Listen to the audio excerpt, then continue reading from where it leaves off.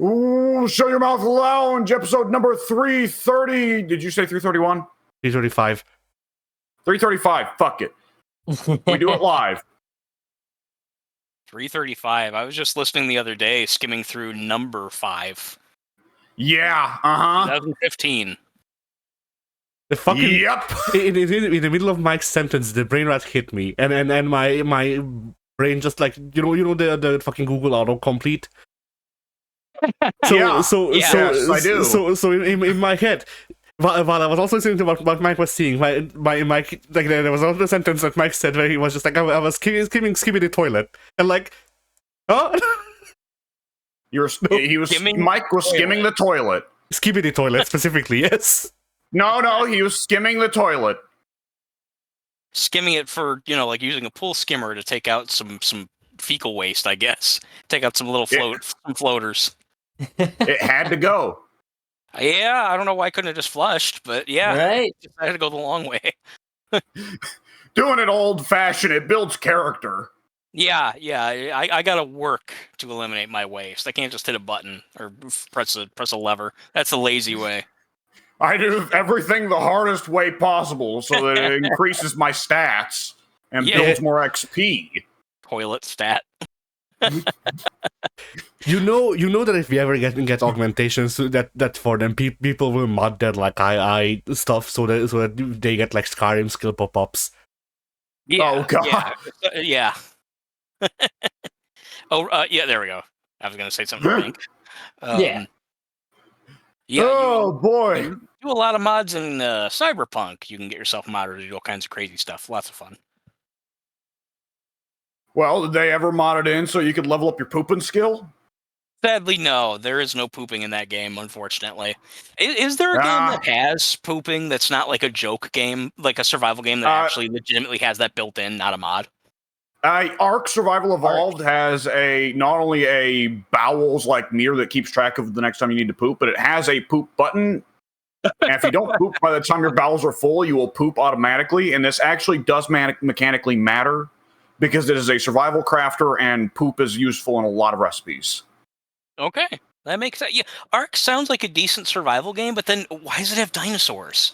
Like it seems like such a gimmick that it's like this big in-depth survival game, but also with dinosaurs. Vin Diesel. Yeah, it's really just trying to be sci-fi Jurassic Park.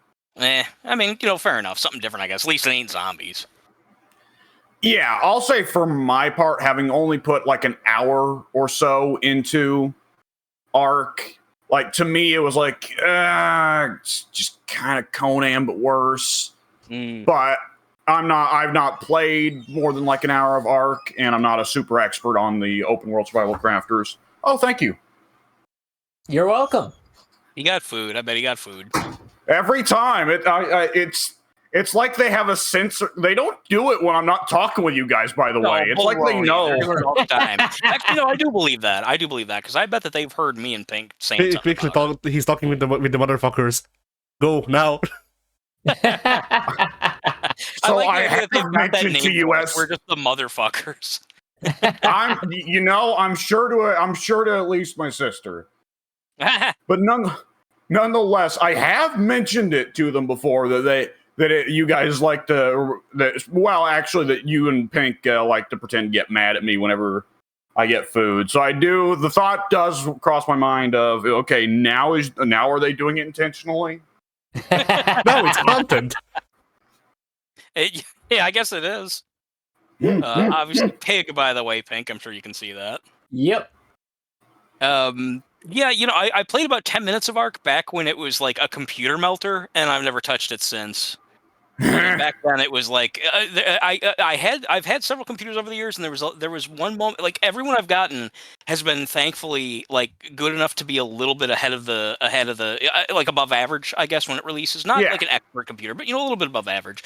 So for a while there, I've usually got a little bit of future proofing going on, and then after about 4 or 5 years, then things start to kind of get to the point where it's like, well, okay, this game's caused me a little bit of trouble. This one's getting a little hard to play, and there was that's kind of when I knew that it was time to get another new computer. It was when I was starting to get games like Hitman 2018 and Ark. They were causing me some problems. Yeah, And then you run into the weird ones, though, like Fallout New Vegas or Skyrim, where it's like, okay, so this game's obviously out of my league, and several years after, my 2008 PC, why does it run in like perfect full resolution, maximum quality on all fronts? Like Bethesda is optimization though as well. Yeah, Bethesda's like so bad at bug fixing, and like there's other issues. Like, New Vegas can't run on my PC for longer than an hour without crashing. Really, New Vegas? My modern PC. I was gonna say your new computer. Yeah, it's probably too new. Yeah, it's. I guess really now it's old Vegas, but nonetheless, middle-aged Vegas. They're not good. Sorry, go ahead, guys. They're not good at accounting for the future, but they're good at making the shit run on the present. Or even the past, so thank you again. More unbelievable. This time it was definitely intentional. They're listening to the live stream version of this podcast. That one was pretty questionable. If you guys hear us, you need to start giving food to us. I don't know how, but we're jealous of Alex and all his goodies. They don't hear me. They are not hearing you guys. They're hearing me. Well, tell them that. Tell them what I just said. I won't. All right. But yeah, also Mike is talking about like how his PCs are future-proofed and shit. This is my third PC, just in my life in general, more or less. It was refurbished in 2015 to be used to be used in an office environment. It has been used in everything but. That's actually kind of funny in a way. I do honestly feel bad about that. I tend to forget sometimes, Eddie, that you've got, a gimped government with a gimped economy and everything else, and you're not able to... I remember that time that you wanted to get a really good computer, but then, if I recall correctly, the delivery price or the tax or something like that made it, like, completely, like, just not even worth getting because it was so exorbitant. That kind of shit sucks. Yeah, like, I might be able to get a middle-of-the-road PC if I'm willing to go and get it for credit. And then pay for it for like 4 years. Jeez. Well, my understanding from what you've said about your creditors in the past, they're going to not. It's not going to be that 4 years is the promise they start you on, and then whoops, hey, it's 12. Actually, it's the rest of your life. Actually, new law, you are now our slave. Yeah. But no, that's the debtors. That's not the creditors. That's the debtors.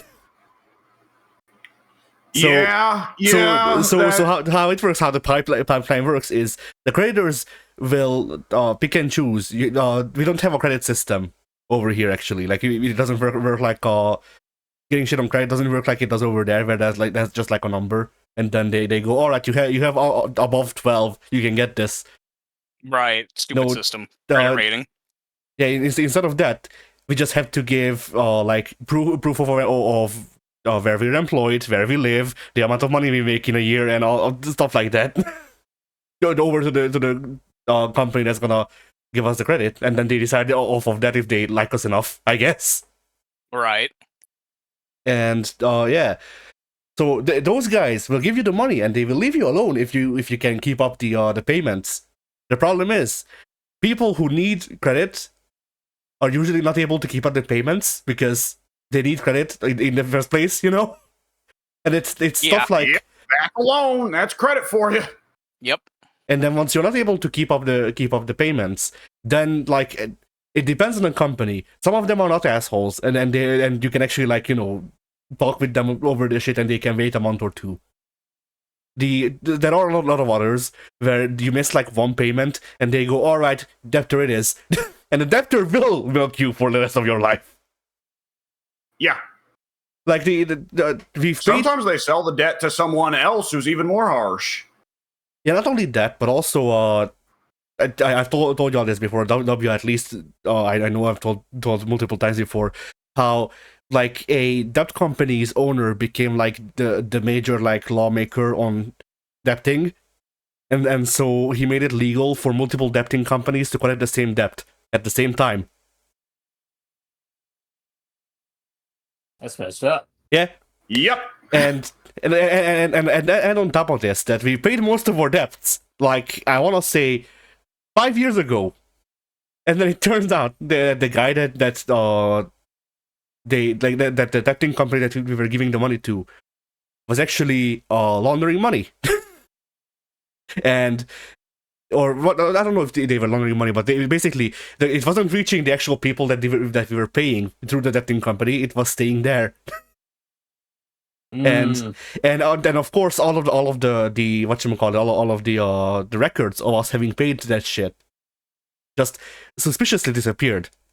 So now we have to pay all of our debts again. Oh, what the fuck? to like 5 separate companies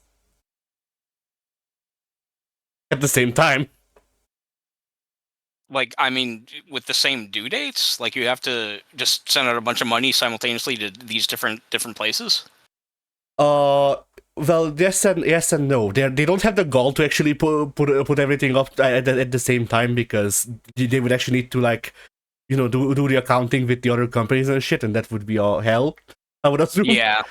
So what they do is that they're like, all right, so here's this like phone debt that y'all got back in fucking 2003, and this phone debt was for, like, I don't know, $20.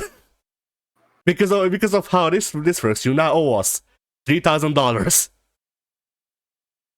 That doesn't sound fair at all. And so what they do is they go, okay, so throughout the next year or two, you can pay us the $3,000 in installments of, I don't know, $50-$60. And then once you pay off the $3,000, then the other company sends the same bill in. I don't understand how that's legal. Now, if my memory serves, when Addy, you first explained this predicament to me, my response was something along the lines of, you know, Americans, we love to bitch about how litigious our country is, but really it's preferable to the alternative of companies just getting away with that stuff. Yeah, I suppose so. If you need a reason for why I'm so anti-corporation, look no further. He got it because he was in government. We're not going to have this politics argument. I was about to say, go. Oh no. We're not doing too well, but I was able to get rid of. She's ran past me like 10 times. I've been doing so good, but unfortunately, we're not doing well in the match. But I was able to get rid of Devar Hope a little while ago, so I feel good about that.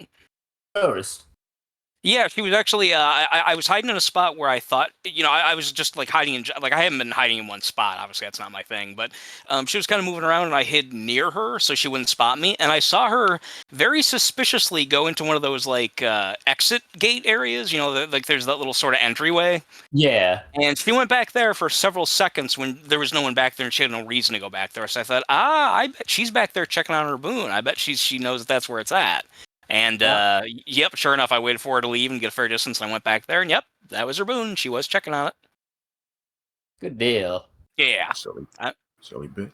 Sorry, go ahead and continue. What were we even talking about before we got derailed by the... I forget. stuff? Arc survival. We never got... we never got to the channels.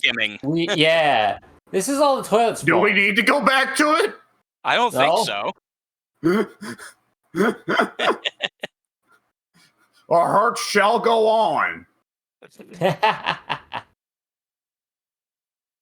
Oh boy. All right.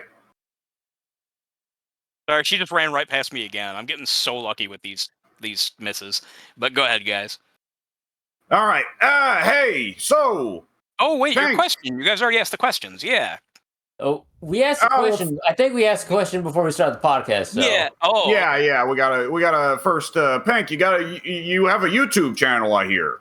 The YouTube channel, yes, and on the YouTube channel shall be more Fallout 4 content over the course of the week, and it shouldn't be anything else unless I get crazy. But I'm not Prince, all right. So that will not happen. I see. But don't you wish you were Prince? Every day. You were a prince? Is that what you said? Don't you wish you were a prince? No, not Prince as in general. Prince singular. Oh. Well, he's dead, the though. Prince. He is dead. Yeah, so but maybe I can assume his role in life. That's true. His soul is somewhere out there waiting to be absorbed Shang Tsung style. Yeah. His soul's just out there floating in space. Why won't someone claim me? It's what happens to all the Jehovah Witnesses. No, see, Prince wouldn't want to be claimed because he would sue you for copyright infringement from the That's grave. true. Yeah, that's fair. He'd sue you for soul infringement. Yeah. For a second, I thought you were going to say soul salt, like soul assault. He'll sue you for soul assault. And then he'll throw you in the Figure corner out a of the way. island. Oh, no, this whole battery. Yeah. Soul and battery. Oh boy. Get to your question, you weirdos. Yeah, Pink. Other than stealing Pink Prince's soul, you've been up to nothing else? There should not be YouTubes? anything else. Nothing else on the YouTubes that I'm aware of. Mike, you got anything on your YouTube channels that you want to push or nah? I haven't really been updating it for a while because every now and then I see stuff on YouTube that makes me think I don't really want to be much of a YouTube guy. Like, I like, for example, the other day I saw somebody, actually it was just like yesterday or whatever, somebody had something where it was like, somebody's refusing to bathe. It's a YouTuber who's just filming himself like every day not bathing. And naturally it's got loads and loads of people, paying attention to it. Like he's got lots of subscribers and shit. And it's like, honestly, do I really like if this is what's popular, do I really want to bother even wasting my time putting stuff up anymore? And I probably will. I will get around to it, but at the moment it's just like, Jesus, this is so fucking stupid. This whole I don't know. In other words, I'm becoming disillusioned with it. So it's kind of almost gotten to the point where I'm just recording stuff for fun. Like I'd have to rearrange my channel and really kind of get a new format or something to make it something that I even care about anymore. Because it's just like, I don't know. I guess what I'm saying. Long story short, it's frustrating to see people like you guys and myself like putting up content that's actually pretty good, entertaining, funny, etc. At least in my opinion. And it's got I don't know like 72 views. And then you get shit like that's got like tens of thousands of views, and it's like, just fuck this. I mean, Mike, you say that, but at the same time, consider that like, I don't know, 100 years ago, it would have been the same. Only the guy, instead of being on YouTube, the guy would have been in the circus, being like the stinky boy. He hadn't bathed in 1,000 years. Yeah, you're right about that. He may be a caveman. Yeah. That's. Look over here. How would he is depends on the color of his skin. The darker the weirder. Yeah, there you go. Quick, let's burn down the library so they'll never know. Yeah, I was gonna say the darker the weirder. That really flies down in the southern states. Yeah. Oh boy. Oh man. All right. Addy. Well, I have made no progress on the review because that I didn't really want to edit like a review and put effort in while I'm also having a fever and I'm just crying. Or like I don't know, Okay. like I don't know what to call it, but like, do you all have that shit when you get a fever when you just start like whatchamacallit, like your eyes just start to water incessantly to the point that it's like you're crying? That's happened to me before. Not often, but it's happened. Not from a Just like specific watery sickness. eyes. Right, Yeah, I get watery eyes sometimes just for no reason, but maybe it's from an illness and it's just my immune system is mostly fighting it off, I guess. Usually they should come out if you're straining your eyes. Like that's at least as far as I know, that's their major thing, or that if you strain your eyes too hard, then they start to water. But Yeah. like, it really was just a thing of like, oh, look, I opened my eyes for half a second. Oh no, I'm crying. Like, oh yeah. I don't get the tears as much, but every now and then I get just irritated eyes where I have to close them for a while. Just Yeah. like a sort of like an inner eye soreness, sort of like an inner eye stinging that I can't really explain. Just sort of comes from nowhere. Yeah. That happens. Right. Yeah. I only ever really get that for No, I'm in the challenge. All right. Oh, okay. Go ahead. Sorry. Yeah, go ahead, you guys. I only ever really get eye burning, stinging sort of sensation when I look at digital stuff while I'm sleep deprived. Makes sense. Yeah. I remember in grade school, I can't remember who, I had some teacher, I think like my 4th grade teacher or something, who said that if you, picture you've got an open book on a desk, and you lay your head on like one of the pages, so you're turned facing the other open page. Like, let's say there's page left, page right. You lay your head on page right, but you look over at page left. My teacher said that if you do that, you'll fuck up one of your eyes permanently if you do it too long, because the angle will be different. You'll be looking at it oddly instead of like face down. Instead of looking down at the book, you'll be looking at it sideways from one page to the next. Isn't there some sort of thing like where if you put like goggles that make your vision upside down on for too long, your brain will adjust to it after like 3 or 4 days? Yeah, that's you're not meaning. Go ahead. Yeah, that is a thing. It doesn't take days, but it depends on the person. But yeah, it can take days sometimes, or other times it can be just a couple of hours and shit. And like, I know this is a thing because I actually look at like 90% of the world tilted, and then I don't know why my head it just stays like that, and then my brain just flips it so it's right side up. But why would somebody have glasses on that make things look upside down? What practical That's purpose? another question. They did it for a study because it was something like they were thinking that they were thinking that like upside down, which no one does for any good reason. Let's put money into studying this. Sorry, now, in fairness, that's a lot of science is just burning money, but nonetheless, it is. Yeah, this isn't unique. Hey, lady, give this dolphin a hand job for science. Yeah. Dolphin's like, oh, yes, for science. Oh. Yeah, actually, yeah. Yes, after they thought it would teach the dolphin how to speak English. And then after the study was over and everyone left or not, it wasn't even that they just relocated the woman so she wouldn't be working on the study anymore, and the dolphin killed himself. Yes, the dolphin killed himself. Wait, that's true? Yes. How did the dolphin kill himself? It surfaced and fucking like it fucking suffocated itself. Oh. Well, shit. They shouldn't have messed with the poor guy. Or he got mad that he wasn't getting any. Yeah, well, He wanted to go. He would, if he didn't know there was any to get, he wouldn't have been upset by losing it. I suppose so. Yeah. See, that's I don't know how true that is, because the story, as far as I'm aware, it is that they wanted to teach the dolphin to talk human language, and then during that they noticed that the dolphin might be in love with the woman, so they prioritized the woman to be working with the dolphin on teaching him language.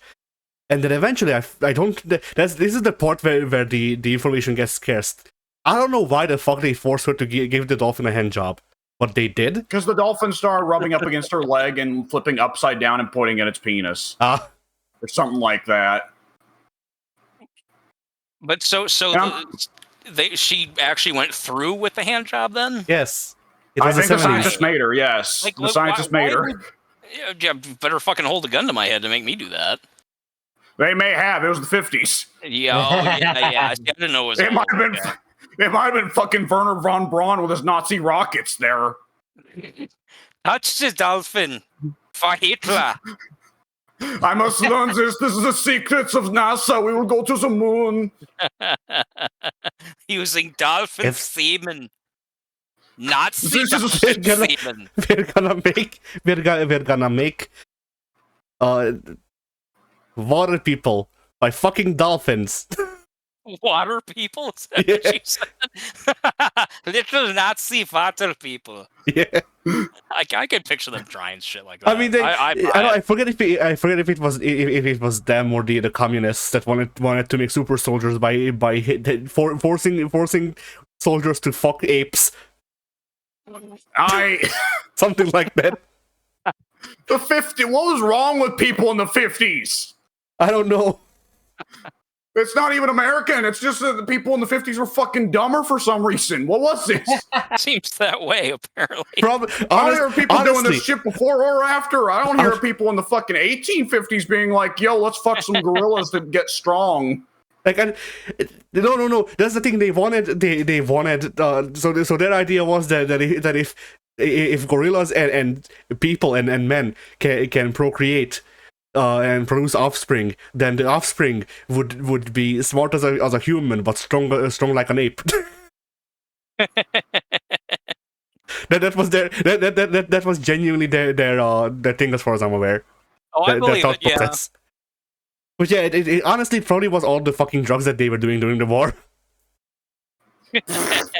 Fucking Agent Orange I believe that too. made Jesse Ventura believe that they're shooting government lasers at the sky to make it rain.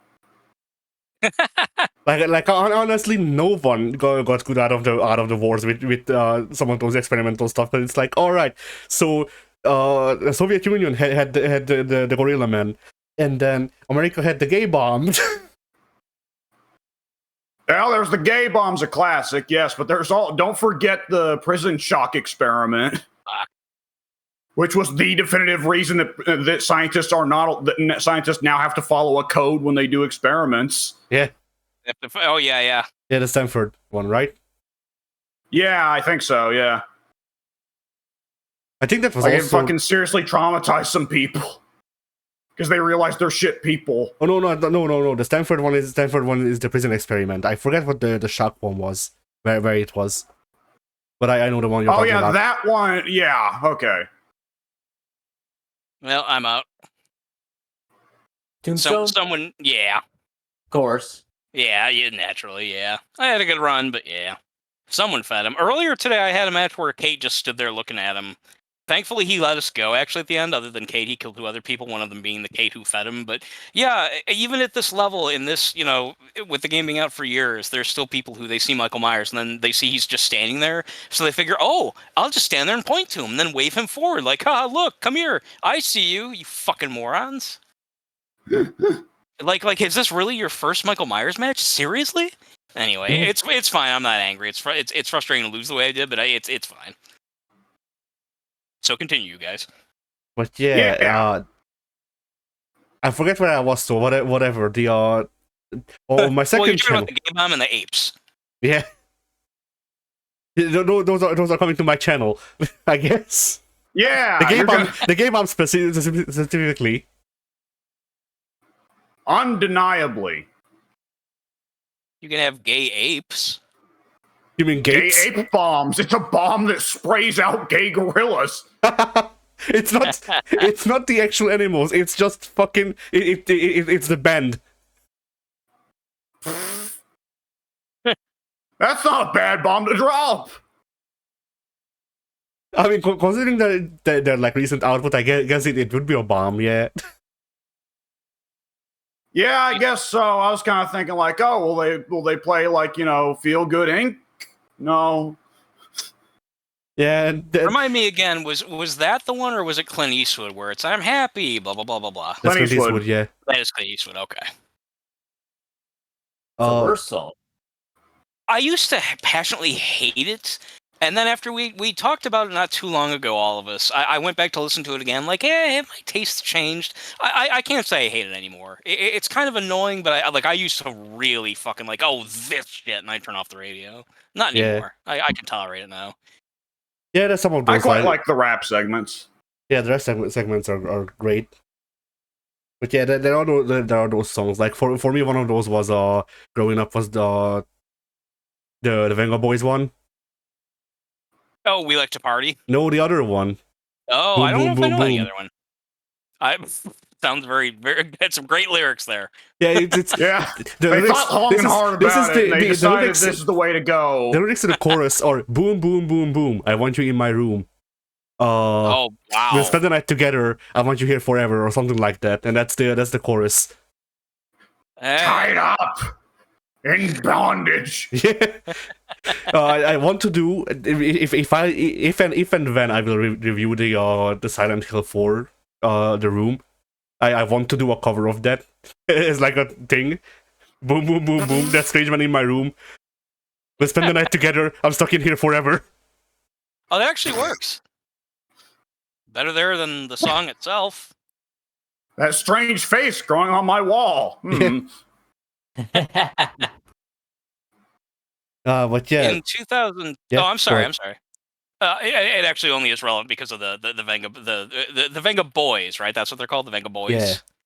Yeah, they. I hope that it's actually them. I will look it up in the meantime. Well, the song of theirs that I can think of. Did you guys get the Six Flags commercial with the old guy that would dance, or he was made to look old. It was a dancer that was he had like an old man costume on, and he used to dance. You saw those? You know what I'm talking about then? Yes. Okay, I didn't know if those were local or not. Eddie, do you know what we're talking about? I know what you're talking about, but Six Flags doesn't exist over here, so I didn't see them on TV. No. Right, understandable. I have no idea what anybody's talking about right now. You know what Six Flags is, right? Yes.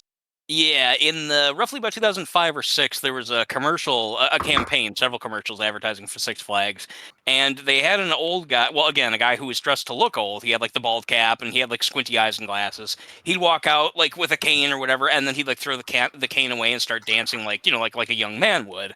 And this song that Addie's referring to by the Venga Boys, well, a song by the group Addie was referring to, the Mega Boys. It was like bum bum bum bum bum bum bum bum bum bum bum bum bum. It was like this really catchy, like jumpery, jumping up and down sort of tune.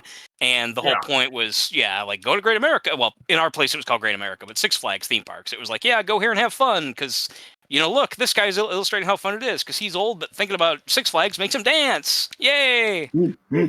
Yeah, it was actually a pretty effective campaign, from what I understand. So I looked it up. The song I was thinking of is by the Venga Boys. The title is literally "Boom Boom Boom Boom." Two exclamation points. That's very important. Two. Gotta make really it clear. Illustrate. Yeah. Well, I mean, when you're booming that much, you need more than one. But 3 exclamation points is too much boom. Yeah, it is. That might put that's for the sequel. I knew a guy who boomed too much. I visit his gravestone every year. That's his epitaph. It actually says right there on his gravestone, he boomed too much. That man's name. Are you still in the match, Mink? Yeah. Wow. Sorry, guys. Go ahead. I'm shocked. That man's name, Boomhauer. Oh man, dang old boom, too much, man. Oh dang old, real big conundrum there, bad man. I'm talking about. He seems like he would use the word conundrum. Because that type of wittier word would offset the the mumbling. It would be like a surprise.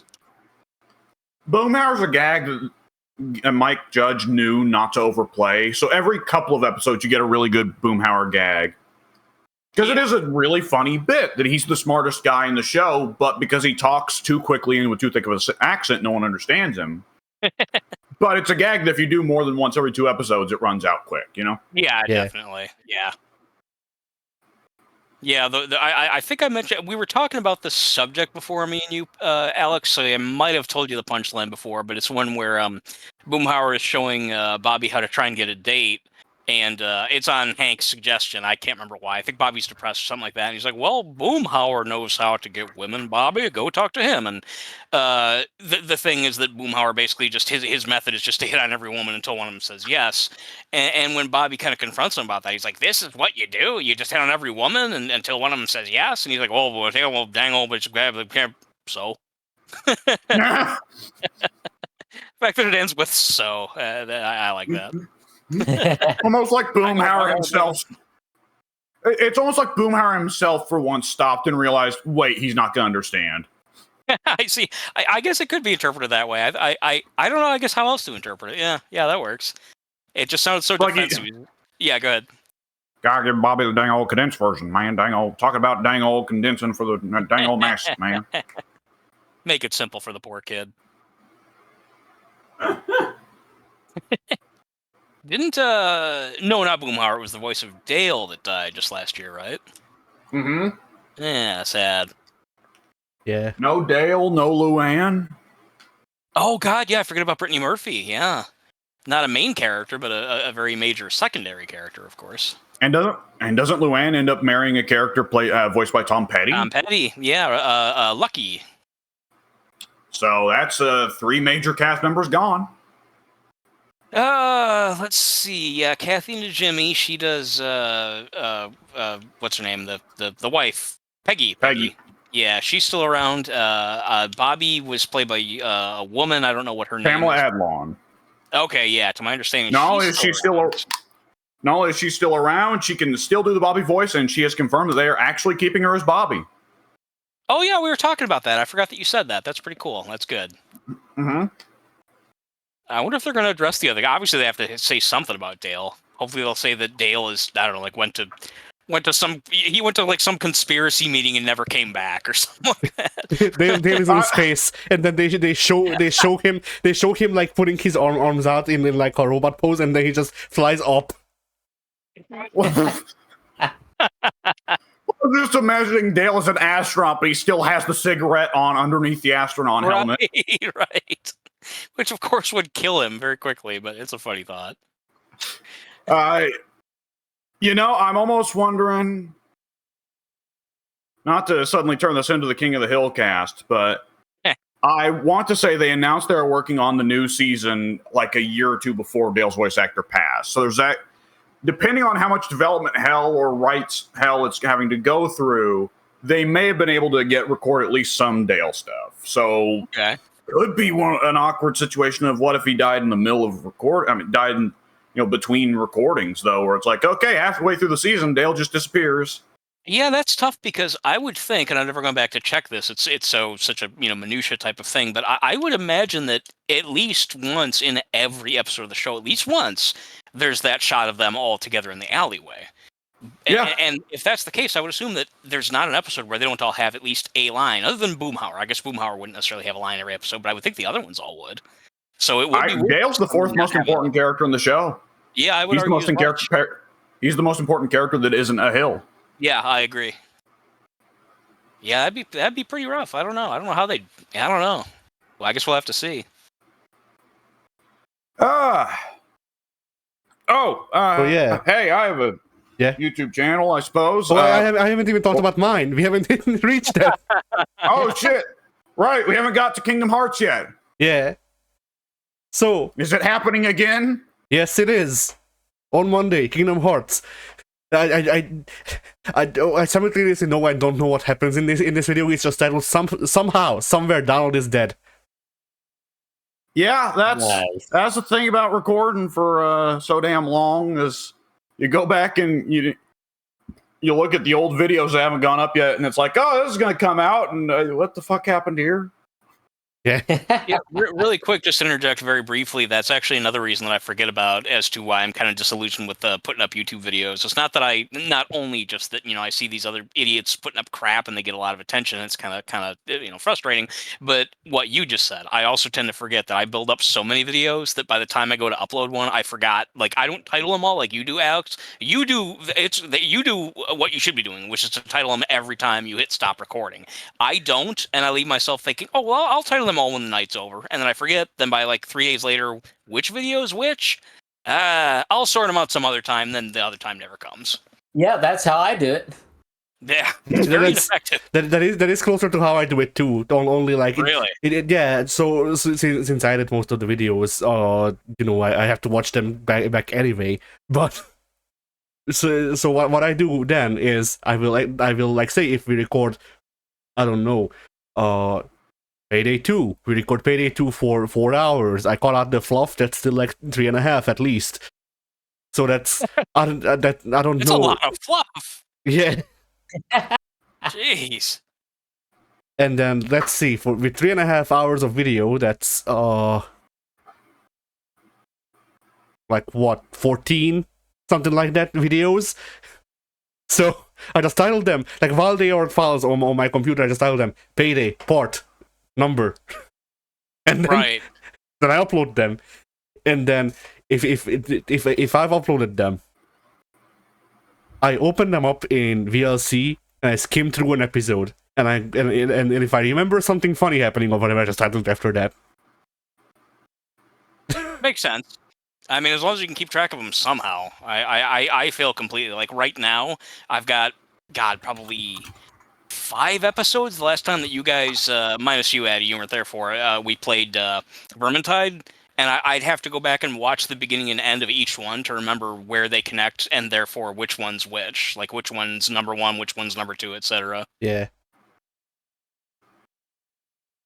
Yeah, OBS is good in this sense because it titles all of the raw files or just like date down to the minutes that you started recording. So it's easy to figure out, hey, if this started at like, I don't know, 6:30, and the next video is the same date, but it's like at 8 p.m., Then we probably did those back to back. Yeah. Bandicam is the same way. Fortunately, that it'll record with the actual the date timestamp, which is if you don't have a million of them, that can be good. Let's get out of here. But yeah, so Kingdom Hearts is continuing. Digimon Rumble Arena 2 is coming out in the middle of the week. And then the week is ending with Perfect Apocalypse 2. Purgatory Forever. There we go, I had to check. Wait, did you just say Purgatory Forever? Yes, that's the name of the game. Perfect Apocalypse, Purgatory Forever. This is a Kingdom Hearts game? No. Oh, you were talking about Kingdom Hearts before. I thought that was. I was gonna say that's a dark title for a fucking Kingdom Hearts game for a Disney. It makes too much sense for a Kingdom Hearts game. As much as I love them, like, one of Kingdom Hearts' gimmicks is giving you a title that makes no fucking sense, and then the game, once you play through the game, you understand the title. Right. Yeah. Oh wait, no, you're being serious because that actually does make sense. Yes. Okay. One of the gimmicks for most of the Kingdom Hearts stuff, well, at least the ones that I've played, is genuinely this shit makes no sense, and then you play through like I don't know half of the game at most, and then the title is revealed. Oh, okay. Well, you know that can be kind of cool if it's done well. That can be cool. Yeah, they might. Wasn't one of them called like Birth, Death, Sleep or something like that? Birth by Sleep. Birth by Sleep. Okay, I think you've probably explained that to me in the past, so I'm not even going to bother asking again. I think I probably need to know the games to even really make any sense of it. Yeah. Yeah. Keep running, Big. I'll take her. Kingdom Hearts is one of those eternal topics right there. Yeah.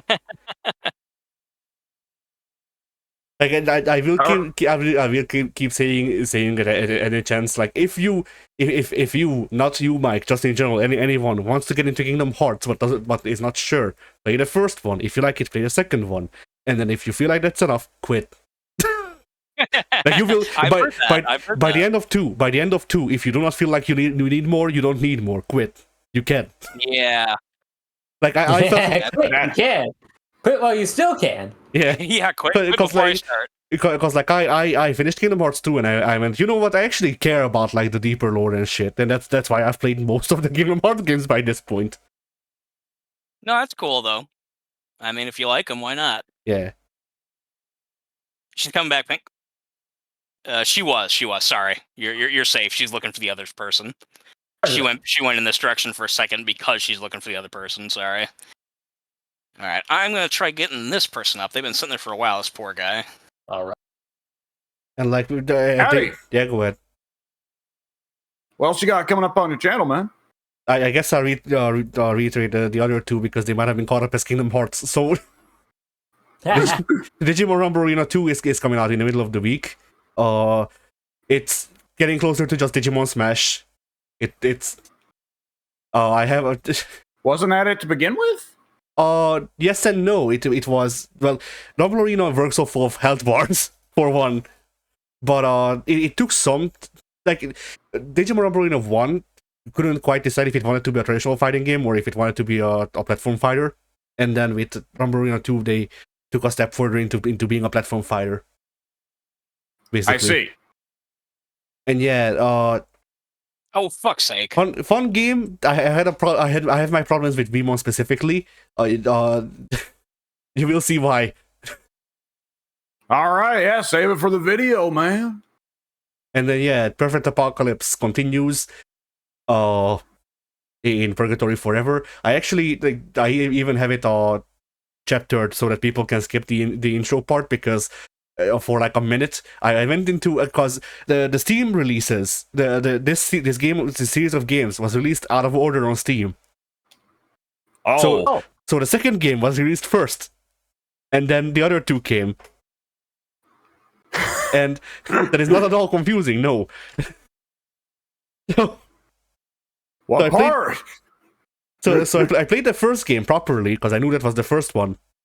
And then I opened up what I figured was the second one, only to be and by the way, thanks to the devs, because every like sequel starts off with, hey, you might still enjoy this game, but you would probably understand the story better if you played the other games, and then just list them in chronological order. Oh wow! Does it not give you like a primer to the story? No. Blaze Blue wins again. But yeah, so I opened up the third game as I came to find out, and I go like I do my whole intro and shit, and then I go into the thing and it says, "Hey, you might want to play the second game in the series first." And I went, "Oh, yay, great! I'll grab my stuff." I thought you just simply said, "Oh, gay." Yeah. Damn it. You're right. We should bring that back. Just randomly yell gay at things. You know, I won't say it now because I'm assuming others are recording. I know I am, but there was I was gonna I was gonna ask you guys at some point if the stupid 2K24 football idiot pack has released yet, and in my head, like I imagined this conversation coming up at some point very soon, and like for some reason the conversation played out in my mind like how I would ask you guys. And in my mind, what I was going to ask you guys would be, yeah, has that football F slur pack come out yet with those stupid football F slurs? I You know, not even Yeah. in my growing up, that literally wasn't a gay slur. It was just it meant dumb. It meant this is crap. And so every now and then I find myself having to bite my teeth, like, oh yeah, is this stupid? You know, and I want to say the word, but I can't. It's one of those funny things where, like, I was young at the time where a lot of that stuff was acceptable, but because I was young, I didn't know the F slur at all. So it was never calling something an F slur, but you'd absolutely call something gay. Yeah. Yeah, that's kind of the second form of it. That I think is probably still now. I shouldn't say still, but I think that is now also like uncouth. You're not supposed to say that, but That's that was Depending on how ironically you do it. That depends entirely on context. I've seen a lot of gay people doing it as a bit. To the point where I don't think it's a bit anymore. It's just like the application, the more likely you'll get away with it. Yeah. Right. Yeah, that sounds about right. For instance, when a game says, "Hey, you'd be better off playing the sequel first," if your immediate response is to simply say, "Oh, gay," then people are probably going to take it as like, okay, he's being deliberately absurd. I wouldn't know anymore. The culture's so different now because again, you know, back when I was a kid, both F and G were, you know, I mean, obviously to the people that was referring to, it was offensive, but it was so widespread, and because homosexuality wasn't so widely acknowledged and accepted, you know, those words were thrown around pretty regularly. They didn't really mean anything. But the F one, which is the more, you know, serious sounding of the two, that one kind of went out of style. And and now, because what you just said, like some people can still get away with saying G, I guess we're not quite yet at the point where like I guess we're not yet at the point where G is supposed to be like outlawed. I guess some people can still kind of get away with it. Well, here's the difference that I've come to understand. So people can say gay, whoever can say gay, but basically from the context, you should basically very much make it obvious that it's a joke. Yeah. And then it's a lot easier to make it obvious that it's a joke if you yourself are gay, or like, you know, some sort of not straight person. Yeah. You definitely get points if you are the thing. Yeah, and then the other one. Gay people have not been able to claim that word like black people have been able to claim the N-word, though. Yeah, that's true.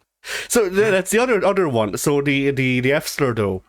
That one, well, that depends on person and like the people around them and all that.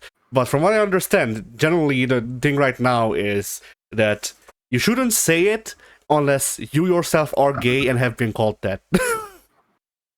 That second part's interesting. You also need to have been called that. Yeah, like you mean like in the same conversation. You mean? No, like why not? like You if you've are been that thing. if people have tried to insult, if people have tried to insult you by calling you that, and you're also gay, then it's fine.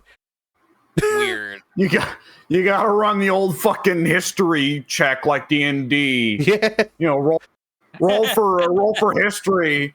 Anytime someone throws out gay, so you can determine whether or not they've been called gay at some point. Because, yeah, it's like, okay, the check is passed. Hey, now, I know you like some dick, but no one's ever called you that, so... I like the idea of roll 20 for gay. I also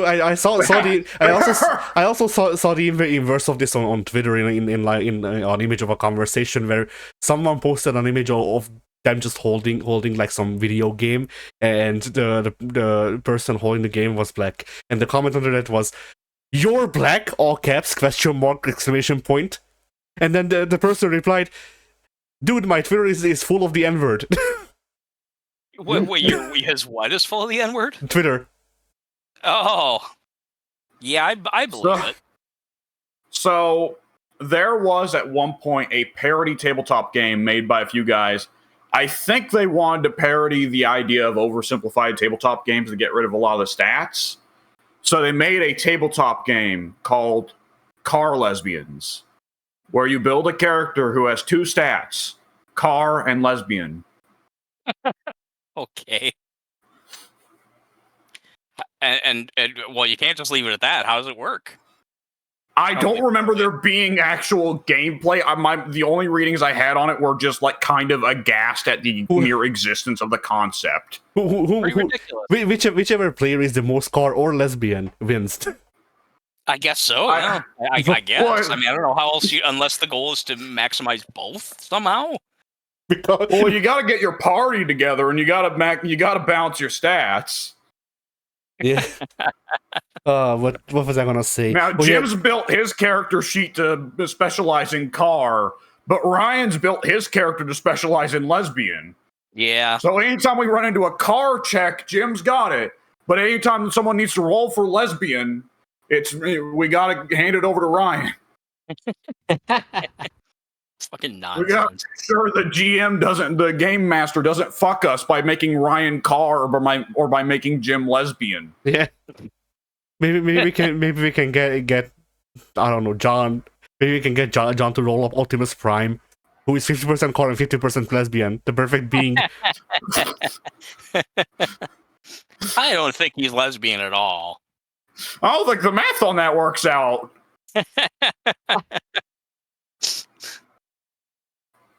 I hate that Transformers gave what's her name a career just because she was like all like shot against a really like hot sunset and she was like sweaty and wearing like a cleavagey shirt. Now suddenly she's got like an endless career, even though she's a useless bimbo. Go ahead. Has she had much of a career? Because she kind of just disappeared after Teenage Mutant Ninja Turtles. She kind of just disappeared from like Teenage Mutant Ninja Turtles. She just like seemed to go away for 6 or 7 years playing like Halo or some shit. Or suddenly she's back and like, hey, guess what? I got a boob job, and now I'm in the new Mortal Kombat game for some reason. And I'm that's what I'm thinking of. Yeah, the Mortal Kombat game, which makes no sense. Why well, you know what I'll say is that her voice acting is better than Ronda Rousey's. Ronda hurdle. Ronda Rousey was in the Mortal Kombat game? Yes. Oh, it's still bad, Addy. Don't get me wrong, but she's better than Ronda Rousey. Ronda Rousey was Rousey makes more sense than the girl whose name I can't remember for some reason right now. Megan Thee Stallion. Thank you. No, I didn't remember her full name. Only that she's Megan. So I called her Megan Thee Stallion. I think you said Megan the Italian. There's only one. That's why I laughed. but also just because of the topic, I thought Mike was just gonna say, I hate Transformers, gay. when he brought this topic up. I wish I could be able to say that. Oops. Actually, that was both of us, Pink. Yeah. Yeah, I wish. I hate it when these two cars turn into robots and then fuck. Yeah. And suddenly, News as two trucks starts playing. There goes the neighborhood. Right. Fucking hell! What was I gonna say? Oh yeah. Also earlier while you were talking about like piecing this conversation together, I thought you were gonna say that you ask us when the football guy is coming out, they would just start calling you the F slur. In the marketing, buy these Fs. No, not I mean the marketing. Like we just start calling you the F slur. Oh, that's the answer. The question, Mike just innocently asks, "When's the football coming out?" And like Pink of all people responds immediately off the cuff with slurs. Yeah. He doesn't even answer the question. He doesn't say anything about the football pack. He just out of nowhere swings back with both barrels. But I imagine that in this scenario, Mike is just like, guys, say something, and we just all start saying that in response. Yeah, I just, for no Like reason become at a all. cult? Something like that, I guess. I don't know. We're trying to summon the god of homophobia. Yes. I saw a video earlier today, where the guy it was like a TikTok. Someone reposted like a TikTok thing, and it was a guy looking into the camera and saying, "Stop hating yourself. You're being homophobic." Yeah, I kind of like that actually. That's juvenile, but I kind of like it. Add some context to the old childhood. You're hitting yourself. You're hitting yourself. Yeah. Oh boy. But yeah. All right. And anyway, so yeah, the Perfect Apocalypse is coming out. W, your channel. Yeah, I have my YouTube channel. So it's going to be for all the days of this week on the LP channel. It's going to be alternating Vermintide and Payday. I can't confirm that this is the last week of Payday, at least for now. I don't know when the next time we'll record it is. Who gives a shit? We got 8 billion things to play. Ahem. On the Total War channel, probably nothing. I'm actually not allowed to say what I'm. Well, I might be allowed to say what I'm working on. I haven't asked. I've signed an Excuse NDA. me, I misspoke. But Games Workshop is sending with myself. Games Workshop is sending over an orc to protect this information right now.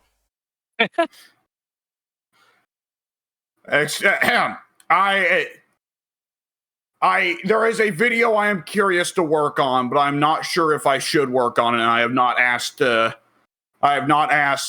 appropriate people. Top 10 Space Marines with the biggest asses. That's right. Top 10 Space Marines you never knew were gay. Yeah. It's one slide. It says all of them. Bunch of gay space marines. What do they have to get up to up there? I mean, hey, really? I mean, Marines, you think about it, they're tied to the Navy, so. Yeah. It's lonely up in space. Yeah, that's true. I mean, if they can get down to it on an aircraft carrier, why not out in space where it's even lonelier? Oh, damn straight, especially. No, that's the thing. It's not straight. It's gay. Yeah, damn gay.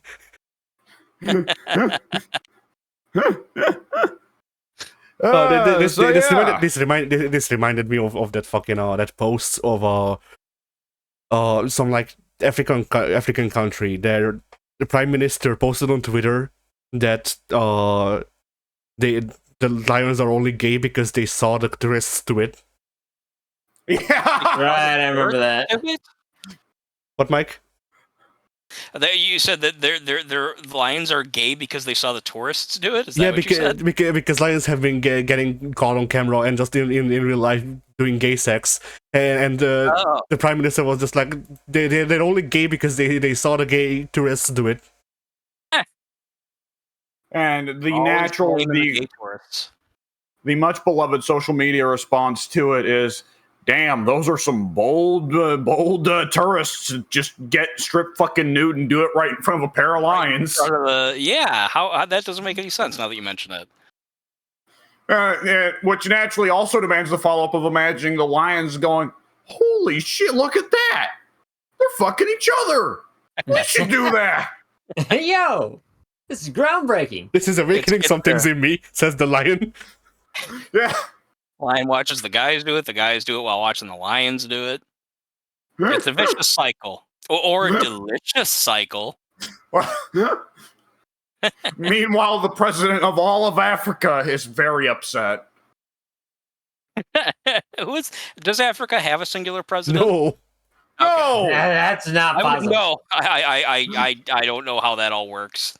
Foreign policies, I don't know. I mean, Africa's a pretty big place, but I don't know.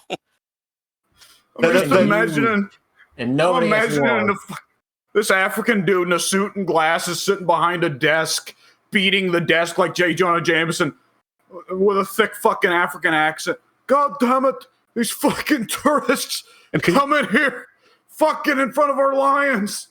and We his name is can't like stop them. and his name is like Hitler Mussolini. Very original. Why did we vote for this guy? We should have seen this coming.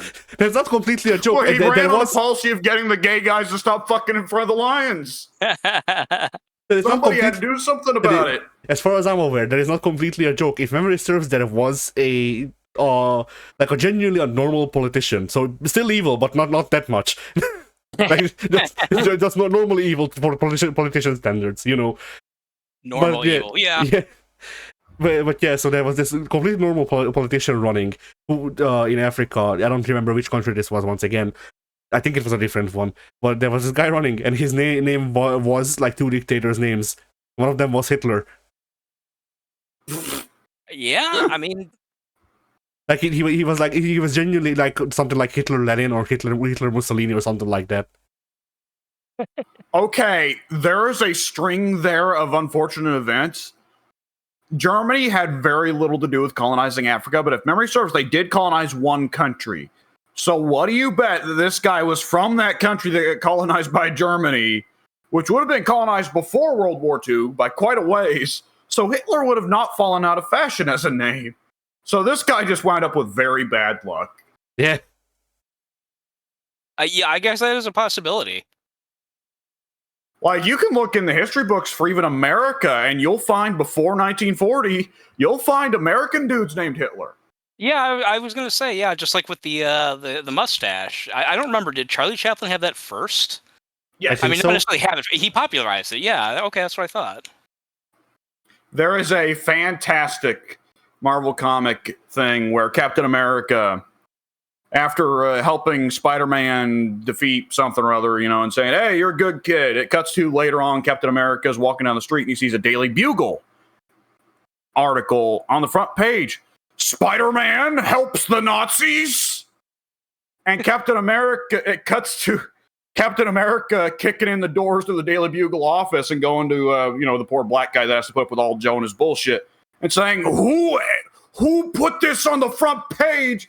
And the editor's like, fuck it, it's Jonah, just get. And Cap's like, oh, God damn it, there's going to be hell to pay. He kicks the door in and he steps in, and J. Jonah in the comics has a Hitler stash. So Captain America. And then the next So Captain America just stands there in. No, Captain America stands there in shock, and they do like the Kill Bill fucking alternating back and forth. What's like the like- power zooms or whatever. yeah, where it's steadily zooming in on Cap's angry eyes and Jonah's Hitler stash, and it just cuts to the next scene. J. Jonah is clean shaven.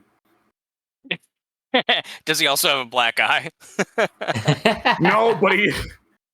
Nope, he is just standing there clean shaven and putting an article on the new front page that says Spider-Man very helpful with Captain America. And then Captain America fucking walks back into the thing. By the way, I work with Hitler, and then he does his fucking becomes Captain Hydra. Yeah. Actually, what happened, Mike? It ruined comics for like a half a year. Oh God! If we were going to talk about everything that ruined comics, that would be taking us a year. Yeah. Well, speaking of comics, just because this is the one time I'm going to add to it before we move on to something else. Did you guys see I don't know how old it is, the trailer for the upcoming Captain America? No. I Really? know that it's got Giancarlo Esposito in it, and oddly enough, it's supposed to have Seth Rollins in it. I didn't know about Not in the that. trailer, but in the movie. Yeah. I heard that the scene with Seth Rollins got cut, and that made me sad. Oh. Oh. Yeah, it's Anthony Mackie, Harrison Ford, and Giancarlo Esposito, and I was like, you know what? I might have to look at this trailer, and it looked good. It wasn't super flashy, nor was there a single joke, so I don't know how comic book fans will like it, but it looked good. I think they'd appreciate the variety after a decade of not much variety. I would think so. Lately in the zeitgeist, people have been more complaining about the old-style Marvel humor. Oh, Yes. good. Yeah. Yeah, Yeah, people are very much sick of the quippiness. Nice. That's good. Yeah, there wasn't a single joke to be found. It looked like the tone was serious as well. And given those three actors, I like all of them. It looks, I don't know. I might have to actually watch it. 2025, February 2025. I'm curious, but I'm not super hopeful because the whole gimmick, of course, is Cap has left the suit after some stuff happened at the end in game, so his old buddy Falcon's taken over for however long, and Falcon's just not a very interesting character. See, I was going to say that's one of the reasons why I have faith in Anthony Mackie, because my only exposure to him was Twisted Metal, but he was super, super fun and likable in that. But then now that you just said that, it's like, well, if they're not trying to go funny, maybe that's not going to be a good thing that they brought him in. Maybe he will be bland. Anthony Mackie is a quality actor who is pulling as much as he can out of the Falcon role. God bless his heart. What was the name of the original Captain America who retired then? Chris Evans. No, I'm sorry, the character name. Oh, Steve Rogers. Steve Rogers. Yeah. Okay, that's the one thing that's, and again, it's not played as a joke at all, but that's the one thing that somebody could maybe perceive as a joke. Actually, that's even going too far, because again, it doesn't seem joke-like at all. But in the trailer, at one point, Harrison Ford says something like, you're not Steve Rogers. Like he's putting him down, and Anthony Mackie's like, I know. And so one of the shots in the trailer is Harrison Ford talking with Falcon, and he just says, "Man, I fucking regret being in Star Wars." Nah. You would not believe how glad I am they killed Han Solo in that latest movie, kid. I hate Han Solo character. I really, I sympathize with that Harrison Ford guy because, he had to put up with playing that shit Han Solo character all that time. I'm General Ross. I was going to say that's all his dialogue in the movie. Yeah, I was about to say this is one scene there, and the entire rest of his character is just quoting fucking Blade Runner. I wish I was playing Indiana Jones or Deckard right now, kid. Yeah, he. Sushi, cold fish. It makes me Hulk up, and then he becomes Red Hulk. I guess somebody mentioned something about him becoming a bad guy. Then is that actually something that's going to happen? Then is Harrison Ford's character is going to become a villain? So Harrison Ford is taking over for William Hurt after William Hurt passed away. Yeah, he is. Do you know the whole thing with Hulk? That Hulk's thing is he's always on the run from the U.S. military. No, I know. I pretty much know nothing about Captain America lore. The Hulk. Oh, it's a crossover then. This is okay. When you said Red Hulk, know what? I was thinking Red Skull. Go on. Red Skull was like Hugo Weaving like over a decade ago. But so Harrison Ford is playing the Hulk's nemesis for all intents and purposes, the asshole military general who's always chasing him. Okay. But now the U.S. government is like, hey, you have consistently failed to catch the Hulk for like 16 or 18 years now, so we should put you in charge of chasing all superheroes. That's smart. We're the government. Yeah. Oh. Here have U.S. agent. But yeah, I nonetheless. Yeah, I personally don't have a lot of investment in Marvel stuff, but then I've only watched like Iron Man 1, 2, and Infinity War. So you skip the entirety of the middle. Yes. Oh yeah, that's right. Skip the original Avengers. That's right. Yeah, there's a reason for that. Iron Man 1 and 2 I watched on the TV, and then Infinity War I got. Stay where you're at. Sorry, go ahead. Infinity War, I got gifted tickets, and that's basically the only reason I watched it. Oh. Yeah, he's going to be coming here in just a second. Yep, there he is. All right, I'm starting with Phantom Menace, and then I'm going to move on to Return of the Jedi, and then I'm going to stop. Who the fuck are these people? See, with some of them, yeah, but I knew stuff from the Zeitgeist. Like, when I saw Rocket Raccoon, I went, "Yep, I would assume that's Rocket Raccoon. It is a fucking raccoon on screen right now. I'm assuming that's joke's on you. It's the other Super Raccoon. That's actually Iron Man. Yeah, he looks different now. He did put down the alcohol though, so I guess that's good. Yeah. Unfortunately, he's taken up a new habit of stealing hot dogs out of the garbage. Yeah. It's an odd thing to do. It really is, especially considering he was doing it before he got turned into a raccoon. My favorite part of the movie was when Captain America went to space with one eye to make a hammer. That's him, right? Oh, man. He web slung off the planets, yeah. Yeah. And then he said, "Cowabunga, dudes! I need to get back to Splinter." Yeah, fucking Peter Parker just a kind of a bummer dude and then turned to dust.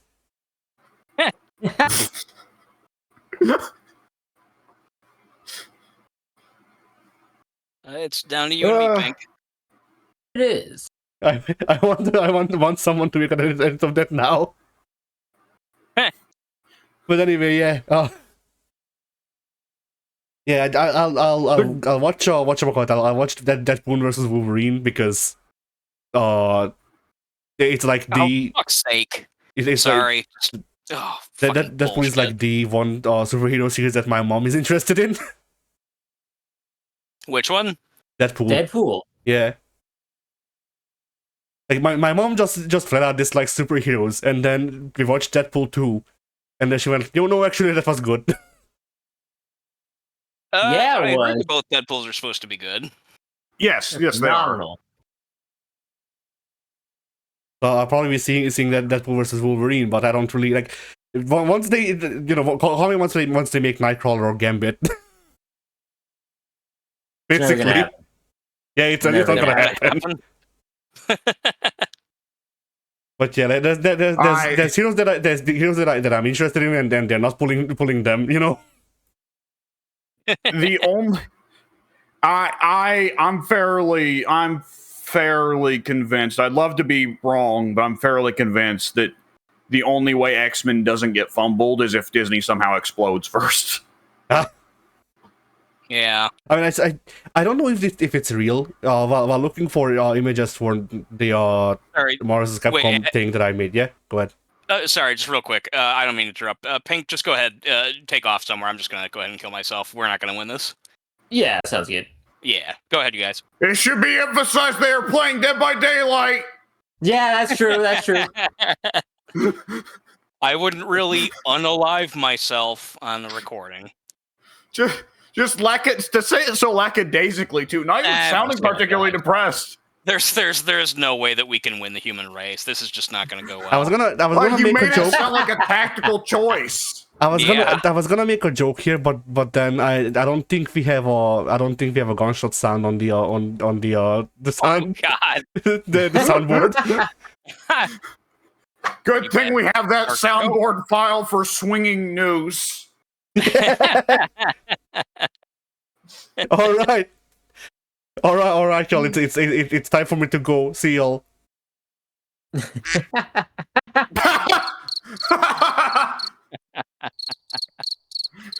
I'm just gonna laugh at us inside the head the duck sound. Yeah, there you go. And that's the bowels loosening as the body slackens. Anyway, hey. So what was I gonna say? Oh yeah, I don't know if it's real or not, but while looking for images of Nightcrawler for that Marvel's Capcom thing that I made during the week, I looked up Nightcrawler and there were images of live action Nightcrawler, and I would hope that they were fake because it looked like fucking ass. Well, they did live action Nightcrawler on X-Men 2. I don't remember him in the movie at so all. What I will Wasn't tell he in you, the first one too? Wasn't it Ray Park in the first one? No, Ray Park was Toad. Okay. Oh, that's right. I remember that. I remember thinking how weird that was. Yeah, go on. Yeah, which I love Toad, but I mean that movie is just generally bad and doesn't show any of those characters near as much love as they deserve. That's just generally true for all of the pedophiles X-Men movies. But it's true. He is. Wait, is that actually true? Has it been proven? Bryan Singer's a pedophile. He's been proven to be a pedophile. This is true? Not in court, because he'd probably be in prison. All right. Well, that's why I wasn't sure. I'm not trying to defend him. I don't even remember the last thing I saw. Well, he did. I did like Apt Pupil, but yeah, it's. I just want to know if it was actual fact. Apt Pupil, the movie where the crux of the movie turns into the kid harasses David Schwimmer by threatening to accuse him of being a pedophile. Right. Yep. Potentially, Well, now, to be fair, so the though, Brian again, Singer. that's the book. He changed that ending to where it's no. I got the other way around. No, You're right. You're totally right. Yeah, Brian That's the other Singer way around. added that. That wasn't in Stephen King's book. In Stephen King's is book, the correct. kid instead becomes a shooter and He's then gets a gunned down by the shooting spree. cops. Right. Yeah, in my mind they were reversed for some reason. In Stephen King's book, the guy gets accused of getting cooked up and writing a child orgy scene. Yeah. And then Cujo, which was worse. Different Seasons was the one that had Apt Pupil in it, and I think he wrote that before It. So Eddie has Did he? I think Different Seasons came first. I think. Because Different Seasons also had. It had to because the miniseries of It was made in 1990, which was about a year after It was made. Different Seasons include Stand By Me, which the movie version of that was made in '86. Son of a bitch, because Different Seasons also had Shawshank, and that took way longer to get adapted. Yes, it did. Yeah, there's only one story in there that has not been adapted. Something to do with winter, and I can't remember what it is. Never read it. Well, if memory serves, it's considered impossible to adapt. The winter. Yeah, wouldn't that be ironic? He can write it. Oh, King would get it done in 2 months. I know. Yeah, Give him enough coke and he'll do it today.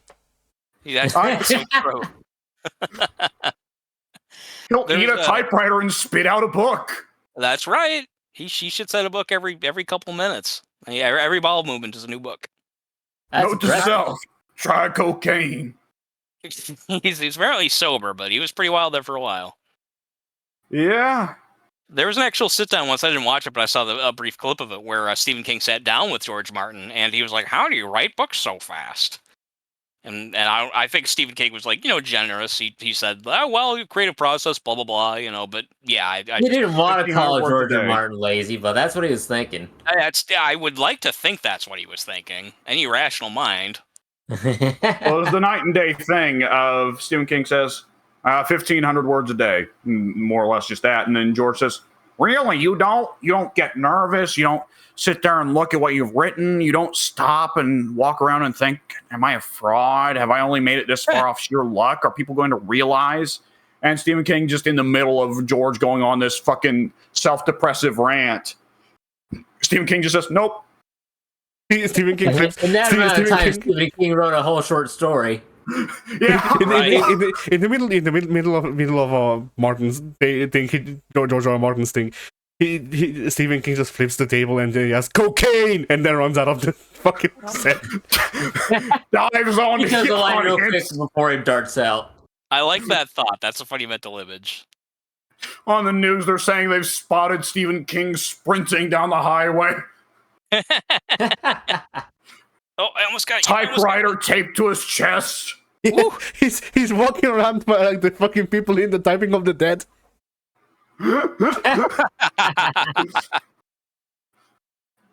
No, don't come. I wish I could quote some of the other lines from that game since you showed me that video and it was like fucking 10 minutes of awfulness. We must protect the life force. The life force. The life. This is the final battle. This is the final battle. Fucking idiots. Fucking hell. Very even verby. Oh, yeah, that's a good question, actually. I'll let you guys go back into it. Pink, if you want to quit out, I understand. I'm not suggesting that you do, but I would understand. I'll stick around and get some more points, but yeah, this has not been my session. Yeah, no, I don't know. Things were going smooth until you showed up, to be perfectly honest. Hey, Pink, you know what to do. I have no idea what to do. Oh yeah, did I invoke duck? Invoke duck. So anyway, yeah. Sylvia, do you remember how we got to this? No, but I'm thinking at some point I should probably say what's going up on the group channel. Let's get to the group channel. Get to the group channel so we can get to the actual discussion. Yeah, because we were at an hour and 40 minutes here, and we still haven't got through the just saying what's on the videos on the channels. Ordinarily, we hit this in 10 minutes. Sorry, that's probably my fault. You're darn right it is. It might be. I mean, every time I'm in one of these guys, you always make a point of how long it's taking, and that suggests that you don't normally. So I think We that's need a probably scientific opinion. We have no minute of science here. Let me get a science man. Did you say a science man? Yes. Let me get a science man.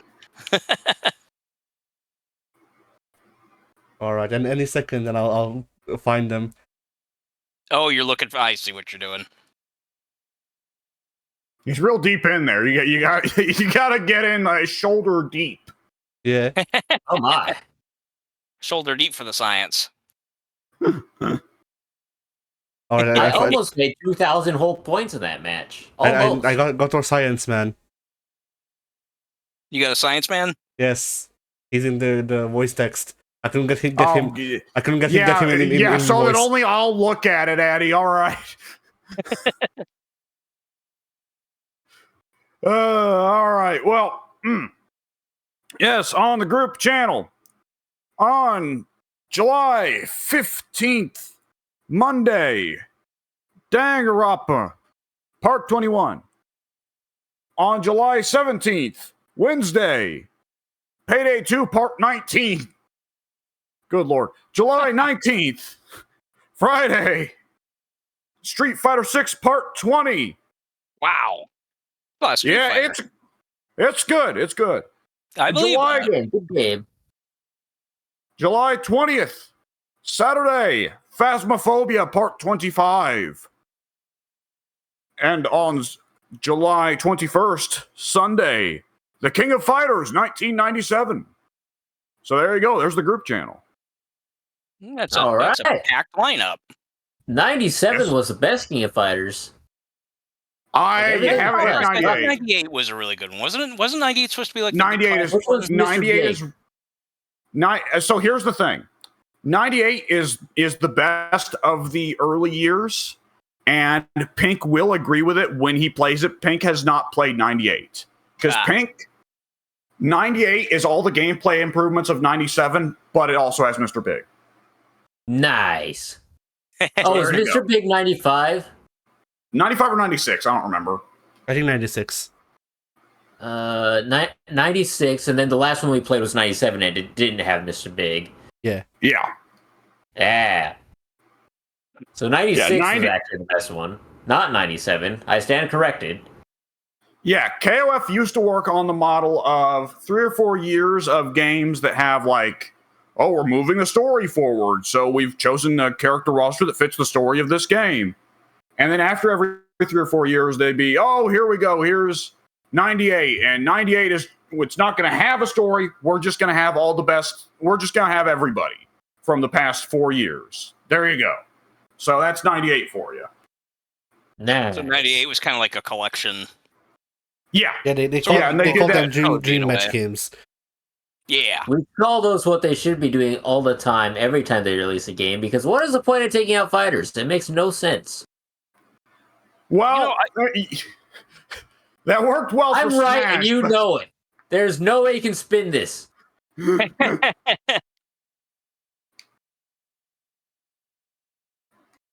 know, there becomes a thing. Along similar lines, I read, like, you know, there is something to be said about the validity of removing characters, because, you know, death time and all that, and like making characters differently depending on like the art style and all that. Like, you know, there's stuff there. At the same time, I've legitimately read people complaining about roster size in already released games, saying that there should be less. What would be the argument for saying there should be less characters in a fighting game? The Super Bros Friends used to argue about this, actually. Really? Pat and Wooly would say a bigger fighting game roster is better, pretty well all the time. Matt argued absolutely not. Matt said a smaller roster makes for more definitive gameplay identity and makes for a more definitive story identity. And they would get stories. Yeah, and they would get into arguments about this, and Pat and Wooly would Matt was. I remember what it was this was one of the fights they had about Smash Brothers before it even, which of course led into all the nonsense rumors about them breaking up over Smash Brothers, which makes no sense. But they did have a fight over Smash Brothers because Pat and Wooly were saying, "Oh my God, Smash Brothers Ultimate! The gimmick is they've got every character the Smash Brothers series has ever had. This is amazing." And Matt's saying, "No, I want the next Smash Brothers to be smaller and a tighter experience." And it was just Pat and Wooly going, "Are you fucking crazy?" Because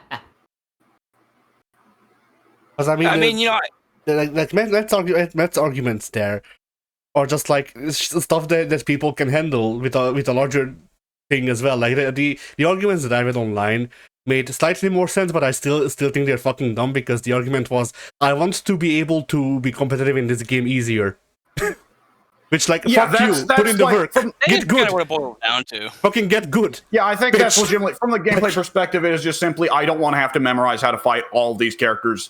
If it's only a roster of 20 characters, I only need to know how to fight 20 characters. Whereas, I mean, to be fair, though, I don't think that's necessarily inherently a bad argument because there is something to be said. I don't think so. I mean, it's like with Mugen, right? If you have a roster that's got like 500 characters, and that's even on the low end sometimes for Mugen, you know, like that's just going to make it that much more difficult to really get good with anybody, or because you're going to be there's just so many to pick from.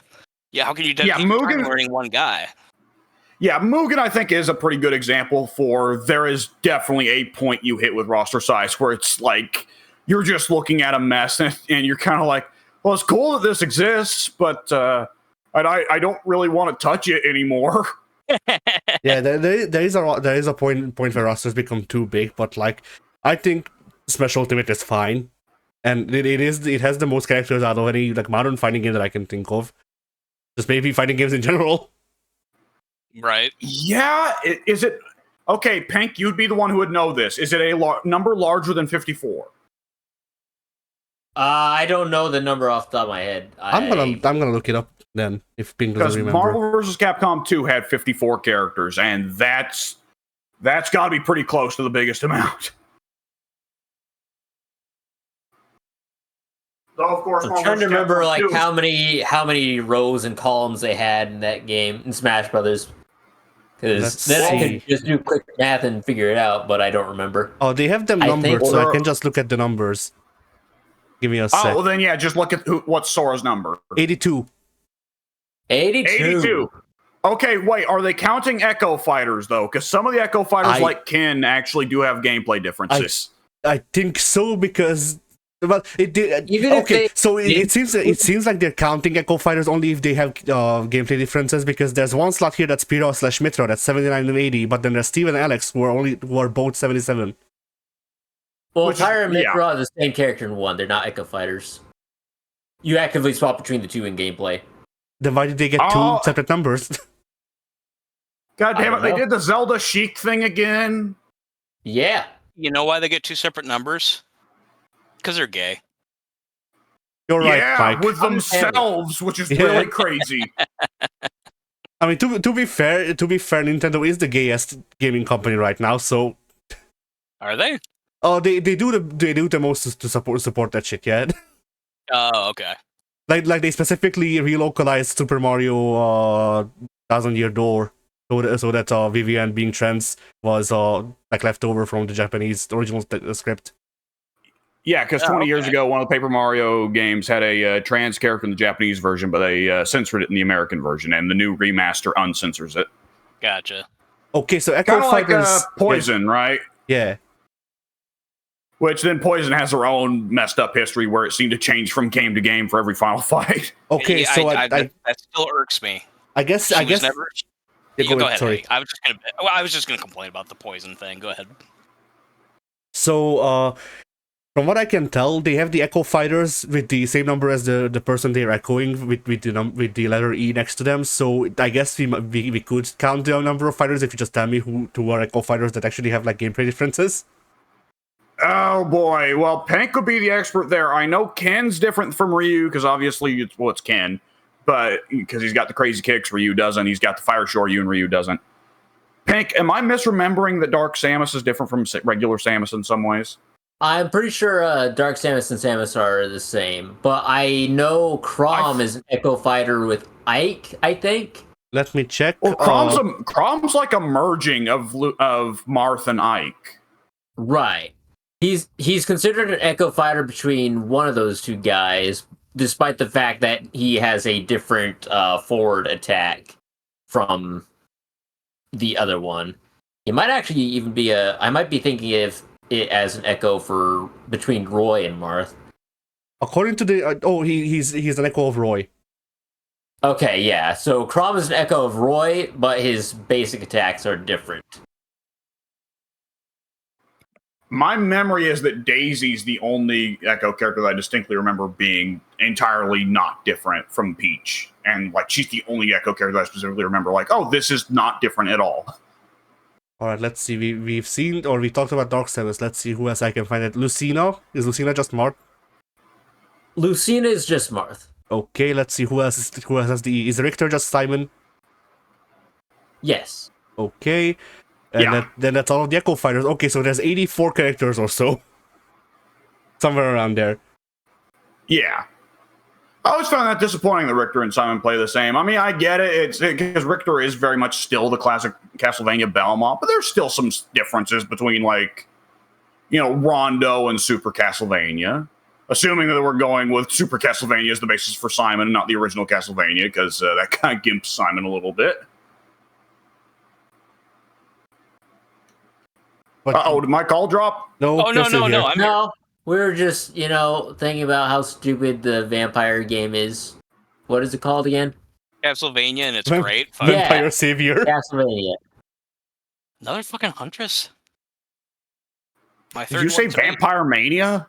I said Vampire Savior. Vampire Mania, it's Castlevania. Yeah, there's one called Vampire Savior. Yes. Vampire Savior, which is the Japanese name for Darkstalkers. Vampire Mania is either the coolest thing ever or some terrible seasickness. What? Vampire Mania. Vampire Mania was what happened on the fucking ship that tried to find the way around Canada. Vampire Mania is just the second Capcom fighting game collection they released. Yeah, I was gonna say I don't think it'd be Darkstalkers, right? Because Darkstalkers was about a bunch of creatures, not just Dimitri. It's always I don't know if this is official or not, but from what I can tell, the Darkstalkers titles in Japanese are always like named after who the main character is. So it's like Vampire Savior is Dimitri, and then Vampire Hunter is Jeddah or something like that. I forget. Okay. Why are they not simply all named Morrigan in that case? Because I refuse to believe that there's a main character not Morrigan. Well, that's always the issue, right? Is that initially the idea was supposed to be Dimitri is the Ryu, so he's the main character, right? And it very rapidly turned into no. People vastly prefer Morrigan to Dimitri, and Dimitri just fell to the wayside. I don't even know who Dimitri is. The vampire. Further illustrate my point. I mean, up against Morrigan though. Morrigan. I don't know if we're just talking about looks or her playstyle. Her playstyle I like okay, but her visuals? Yeah, I mean, the Darkstalkers one sprite. Let me tell you. Oh boy! I can hear, I can feel W strangling me through the internet right now. Because whenever Morrigan comes up, I always do the bit of bringing up how for like 10 entire years, every crossover game had Morrigan in it, but it was always the same sprite from the first game. Really? Yeah. Yes. That's lazy. I only just found out the other day about the Marvel vs. Capcom 1 secret characters. Or, I don't remember which game it was. But either way, whichever game it was where there were secret characters that were mostly just palette swaps with slight gameplay differences. I only just found out the other day that one of Marvel vs. Capcom's had, quote-unquote, Lilith, as in the Darkstalkers character, that's supposed to be the version of Morrigan that split off that has a flat chest and is way shorter and has short hair. But when they put quote-unquote Lilith in Marvel vs. Capcom as a secret character, it's not Lilith, it's just Morrigan that's been painted red. I love those cheapskate moves. Yeah. It was around the same time where it's like, hey, it'd be a cool secret character? Orange Hulk. Yeah. What the fuck is an Orange Hulk? You know what would be a cool secret character? We still don't know. Red Venom. By the way, he's not even fucking red. He's orange too. Well, yeah, that's the thing is like that one I can get where it's like, okay, it's supposed to be Carnage, but we'll admit it's not Carnage because look at it, it's not Carnage. However, so we'll just call it Red Venom so it doesn't look like we're pretending that he's Carnage. However, he's not red. Red Venom's a cool name. It is. I mean, for whatever that's worth, which is nothing, but it stands. There's a goofy old school charm to having this extra secret character that's just a slightly different variation of a character, because that can be fun where it's like, oh, but what if this character did this just so slightly different? You know, that's a little bit of fun, but it's very strange for a character to be Red Venom and he's orange as a fucking McDonald's roof. Yeah. I kind of wish that they would go back to doing the stinky palette swaps, but it's like, you know, since we have models and shit now, it's like instead of palette swaps, it's like small model differences. So like you beat in Street Fighter 6, you beat everyone with like at least a perfect round. You don't continue. You get to the final boss. Who might be Bison at this point? I don't fucking know anymore. But you get to the final boss. You beat him, and then you have to fight Sleepy Ryu. And it's just, it's a regular Ryu, but they changed his model, so his eyes are always nearly closed. Droopy eyes. Yeah. And now the Hadouken has a slightly different property where it now always hits twice. The Hadouken always hits twice, but they changed its trajectory. So instead of going forward, it goes forward a bit and then starts drooping down. You know, fun fact, the Hadouken always hits twice. That's actually the little-known sequel to The Postman Always Rings Twice. Yeah. What? These movie titles, it's crazy. What a wild and crazy time. Yeah. Yeah. So anyway. All right. We had a topic at some point. Yeah, at some point. And you know what it was? I remember. Not anymore. It was. What's a part of a video game, an enemy, or an encounter, or a specific area that is your reaction to it every time you see it, or you think about going to do it, or the game says, like, hey, go do this. Your reaction is either, all right, well, I'll go back and do that later when I'm better prepared, like, or fuck it, I'm not doing that. What's a funny or interesting place or enemy or whatever in games? I don't know. Fuck it. There you go. All right. Go ahead with that, assholes. All right. I can go with one immediately. I have been technically, depending on how you look at things, I have been fighting the lingering will for the past 3 years in Kingdom Hearts. The secret boss at the end of Kingdom Hearts 2. Yes. But yes, I have heard he is unpleasant. He is. Tell me more. Kingdom Hearts 2's bosses are designed fun. They are assholes. Don't get me wrong, but they have gimmicks. And if you figure out their gimmick, then they go down fairly easily. They stopped designing the bosses that way after Kingdom Hearts 2, and the game after Kingdom Hearts 2 is Birth by Sleep. The secret boss that they put in Kingdom Hearts 2 in the re-release is a character from Birth by Sleep. And he's designed like a boss from Birth by Sleep, which is to say that he's very fucking unfun. Like, his whole thing is that he can stun lock you and you die in 3 hits. And yeah, it doesn't sound fun. Which that's the entire, like, boss design philosophy of Birth by Sleep. It's not a fun game, I don't like it. But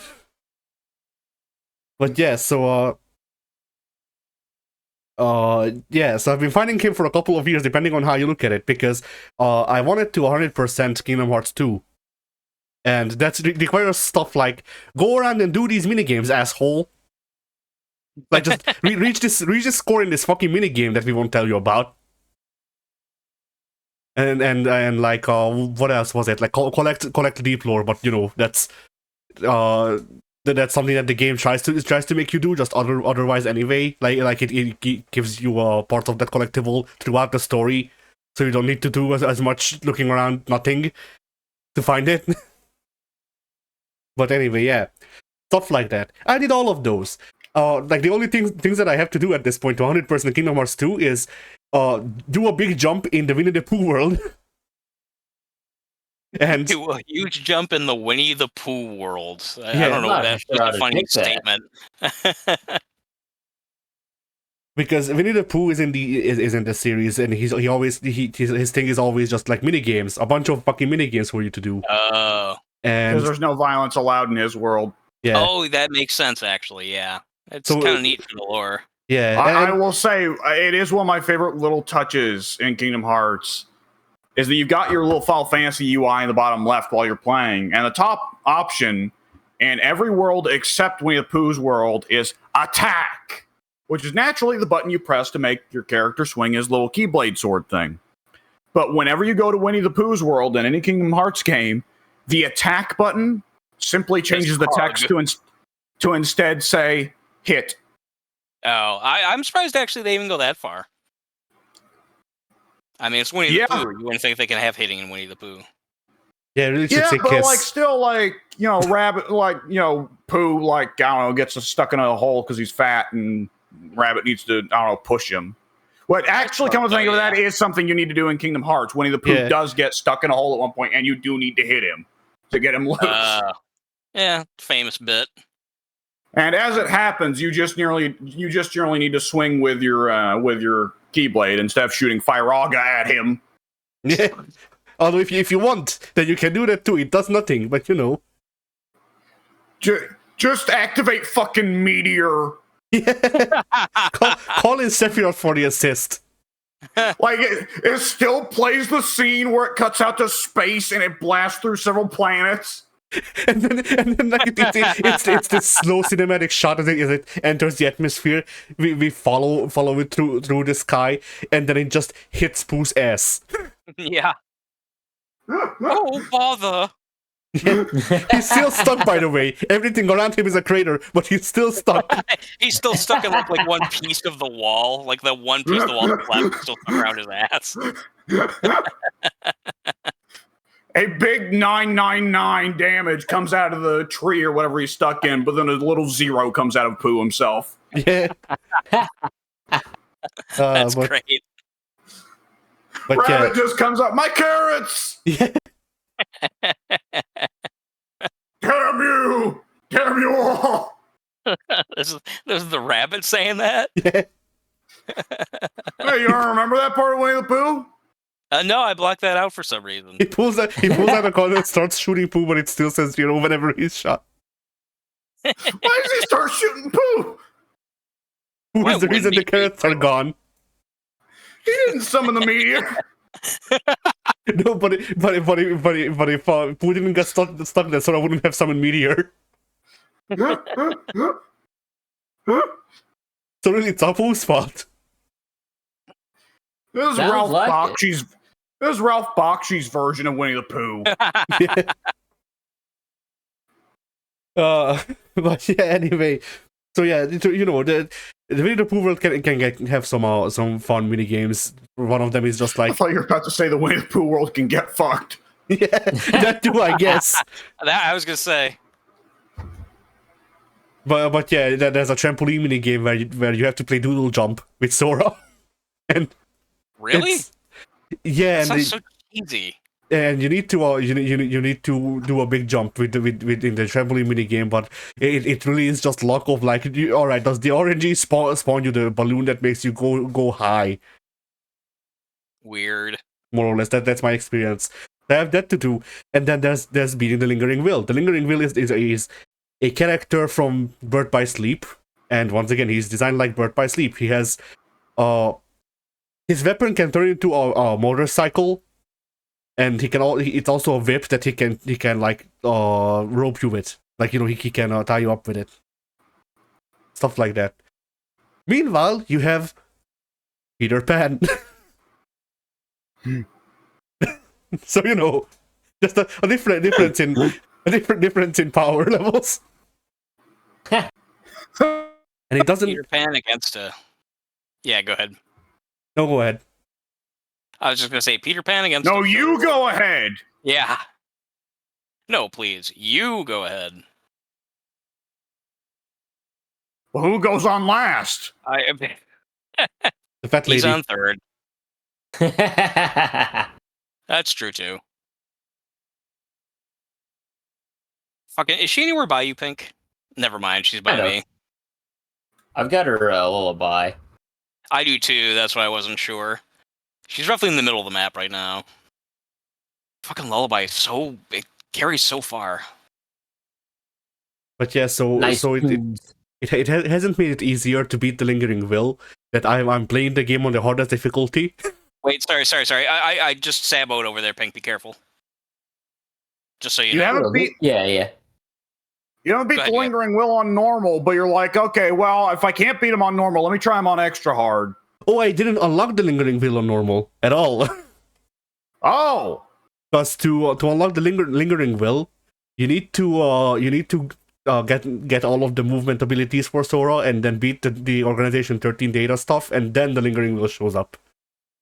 oh no! Do you have to grind the fucking alternate forms? Yes. What the? Sorry. Yes. It's okay. Yes, you do. Sorry, Oh, Pink, that's I only did that horrible. because she was running this way. I'm sorry. I didn't know that. If I would have known that you had enough room from her to be able to jump into a locker, I would not have taken it from you. I'm sorry. It's a funny surprise. Yeah, I was not expecting that. I was like, what's he do? Oh, that's Pink. Yeah, sorry about that. I'm sorry. I was in a locker, like a Huntress came towards basically all of us, but she was closer to Pink and a bot. And so because it was a bot and because Pink was running in my direction, they were all running in my direction, but I had enough room to jump into a locker. And I figure, okay, well, Pink's on his death hook, but if he can get away, I will come out and I will take the hit. But instead, basically, Pink actually runs. Long story short, I was hiding in a locker and Pink was in chase, and he ran straight to my locker without knowing I was in it. Ah. So we opened it up, and we were both like, "Oh, you!" And I just felt really bad because Pink might have had enough time if I wasn't in there to be able to slip into the locker and maybe confuse her. Oh, Yeah, I kind of it's a bummer that it wound up the way it did. oh boy! All But right, yeah, so I've been Lingering fighting- Will on. Yeah, go ahead. No, you. All right. So yeah, I've been on and off fighting the Lingering Will for like at least a year or two, maybe even 3. I honestly don't know anymore. and like it's reached the point where I'm like, man, I should really go back and try to beat the Lingering Will this time, because maybe this time I will get it. Maybe this time I can figure out, because there's apparently cheese where if you summon, like, I don't know, I think it's either Peter Pan or like Dumbo or something. I don't fucking remember the summons in Kingdom Hearts 2 off the top of my head, but whatever. You summon one of them, and then you just do a basic jumping attack, and you just repeat that. Lingering will get stun locked and die. Oh, So like that's a way to beat him. But you know, I don't know if I have my shit set up for that, and otherwise as well. It's like I've gotten him down to 50% normally. It's just that whenever I get him down to 50%, he's like, lol, no, teleports away, and then just shoots with a fucking laser, and I die. hey, when they do that. But yeah, so because of all of this, I keep just looking at Kingdom Hearts 2, and I go, man, I should go and finish that, because it's the only thing that's really keeping me from 100% completion. And I go, but no, it's the Lingering Will. I fucking hate him. He's so unfun. Sounds unfun. So I put it off every time, and then I make no progress.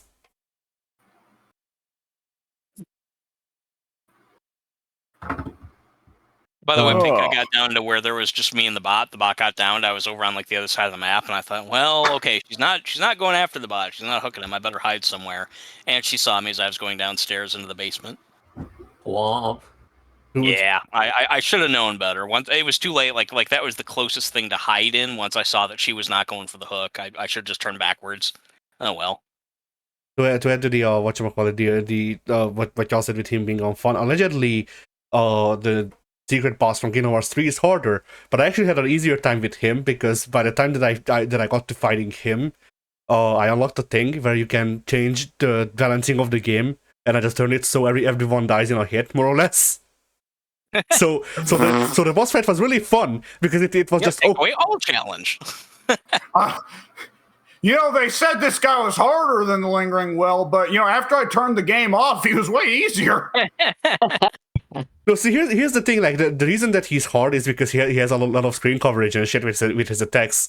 So the fight really became really fun because it was like, okay, who can get first blood?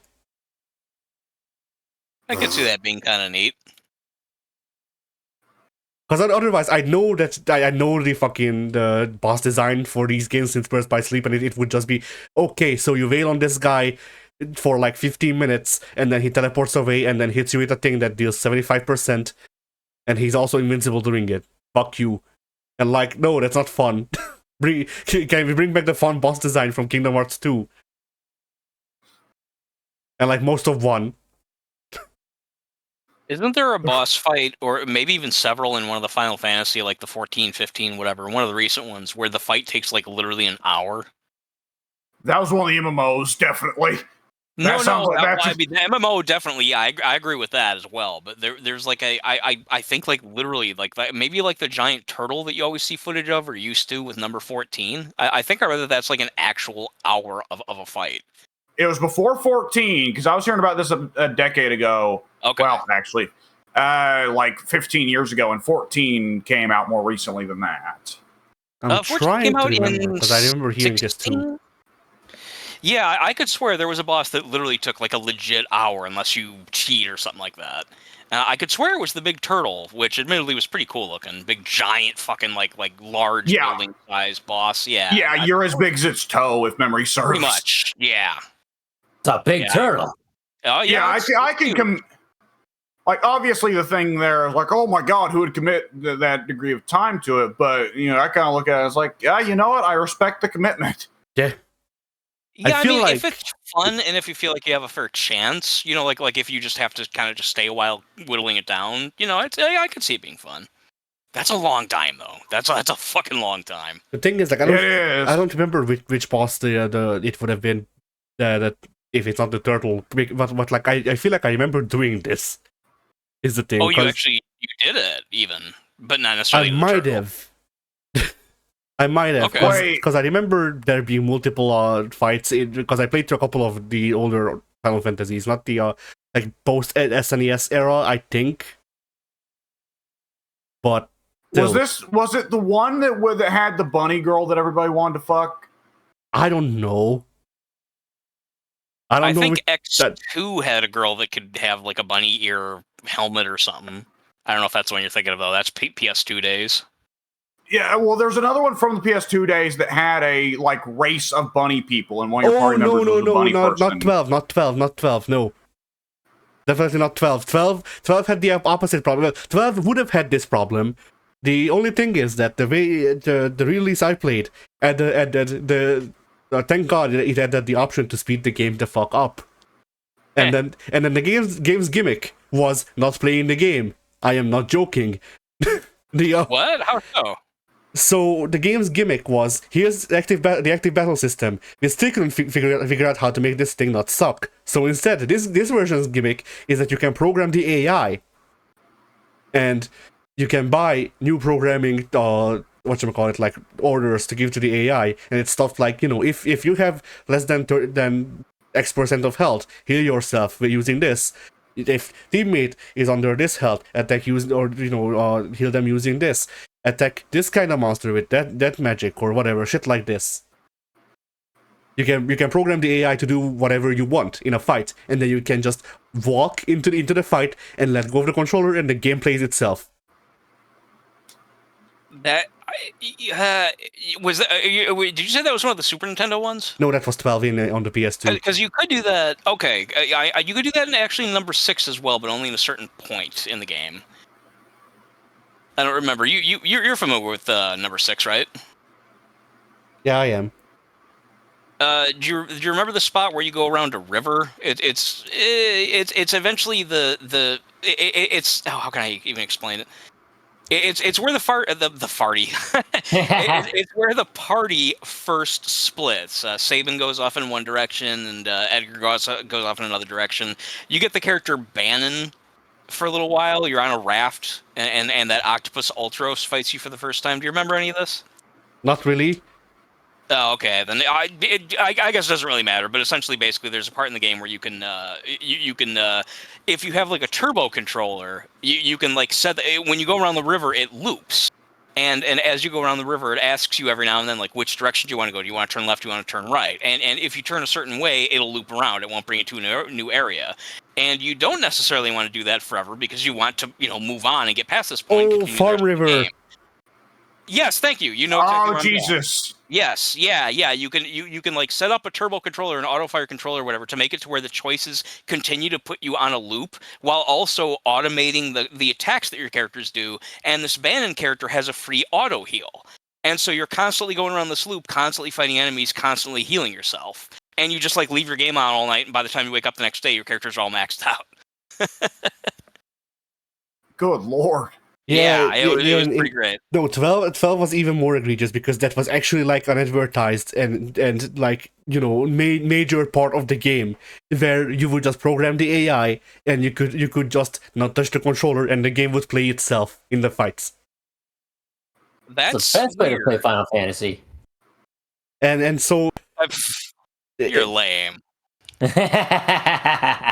And like like Final Fantasy 12 was the first Final Fantasy I played. It's why I hated Final Fantasy for fucking years.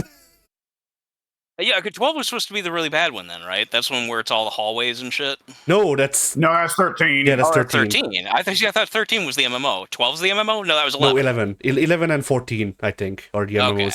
Yeah, and 14's a good MMO that people love. And 11 was also liked, but it wasn't the smash success. It couldn't capitalize on WoW killing itself, low key. But yeah, so yes, 12 major thing was like, they were trying to go back to the fantasy roots. It's set in like it's set in not Arabia and all that. Not Arabia. And once again, the main gimmick is like is programming the AI and having it do the things. In the remake, because I own a copy of the game on the PS2, but I'm not fucking playing that. For a second, do not for a second believe that I want to waste my fucking time on letting the game play itself. I have a life, technically. and so like the remake that's on PS4, is or was in PS Plus. So I just downloaded that, and that has the option to speed the game up by 16 times. Oh, good shit. Lord. So I played through most of the game just fucking walking around and beating people in 16 times speed. There's a video on my YouTube channel where I went into it was in the like final stretch of the game. I go into like the second to last boss. I think I go into their room. Big cinematic fucking intro, lasts like 5 minutes. Nothing is said, by the way. It's all just panning shots and shit. It's all establishing shots. For 5 minutes. That's Final Fantasy for you. And then the game loads in. And since I went into the room at 16 times speed, the game is the cutscene isn't. The game is still at 16 times speed. Immediately go into battle. All right, the battle is half a second if even that. Longest cutscene of the boss dying.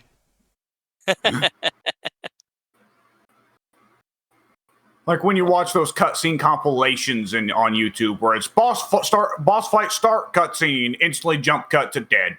Yeah. Yeah. And that actually happened to me in my normal gameplay.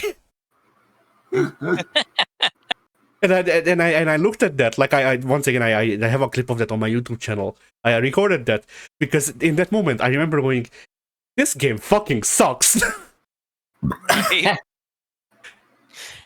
an old, I've looked for it and I can't find it, and it drives me nuts because I thought it was the funniest fucking thing. There's an old bit that happened once on an episode of David Letterman, the Tonight Show, or not the Tonight Show rather, but the Late Show, whatever.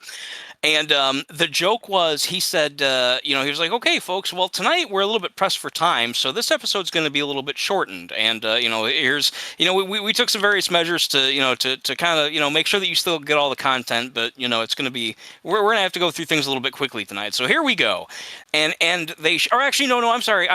Basically, not that it was going to be that night, but rather, we filmed for tomorrow's show or something like that. It wasn't going to be that show. It was going to be like tomorrow's show or whatever. It's going to be really, it's going to be short, so we had to do what we could. We had to cut things short. And so here's some footage of what we filmed. And it just shows like these super rapid cuts from like one thing to the next. Like, for example, and this is the part that I laughed at. This is why I wanted to bring it up. It's like, and then here's today's guest, Kelsey Grammer, and it cuts to a shot of Kelsey Grammer walking out of the curtains, about to approach the front stage, and he's waving. Suddenly, cut to him sitting on a chair, and he says, And then it cuts to him walking out, like leaving, like he's actually leaving back through the curtain. And it's like, all right, Kelsey Grammer, folks, give him a hand. It was literally like one syllable, and it cuts to. And what's funny is it was using footage from like Kelsey Grammer wasn't participating in this. It was footage of Kelsey Grammer from a different show, so it didn't look like he was going along with the bit. It was literally just like he's about to launch into an honest conversation. And then just cut. He's waiting I'm walking on the way out. I hope the editors realized the comedic potential. It wasn't even a full syllable. It was just like, oh. That's about what it was. Honestly, it was just like, it was either like I or the. It was like, and then just the very next thing you see, just jump cut to him walking away. Yeah.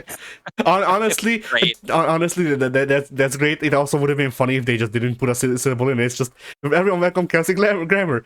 All right, everyone, there's Kelsey Grammer, and he just walks back out. That would have been funny. That would have been funny. He walks out the curtain, waves, goes back into the curtain. Yeah. See, I like the fact that he did say even a single syllable, because that to me suggests, like to me, what's funny about that is that suggests that in trying to edit the show to be fast, they did a poor job. Yeah. Or either that, or they figured, well, okay, well, we'll give them a little bit of Kelsey Grammer content here. Have this one syllable. There you go. Yeah. Yeah. I this is way back in like 1998. This showed up, and I've looked and looked. I was literally. That would have been the time that Kelsey Grammer would have been going on talk shows. It would have been. That's right. That was around the big time for him. Yeah, that's when he was winning all the awards and shit. I don't think he gets on many now. You say that in a very. I believe Kelsey is by now a rather open conservative. Oh, for sure. I didn't know that's what you were referring to. Yeah, absolutely. Oh, Pink. That sucks. Pink's out. But yeah. So like Final Fantasy 12. I played through that game just to see if I was right when I was like, I don't know, 10, to say that this game sucks, and I was. And how much of it did you replay to come to that conclusion? How much did you have to suffer? But that's the thing. I thought that I was like very early on when I quit playing it on the PS2, and turns out no, that was 1/3 of the game. So really, yeah.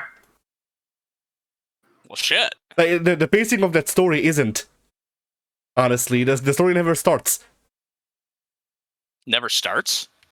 No, yeah, I mean, it's just that slow, is what you're saying? Like it feels like.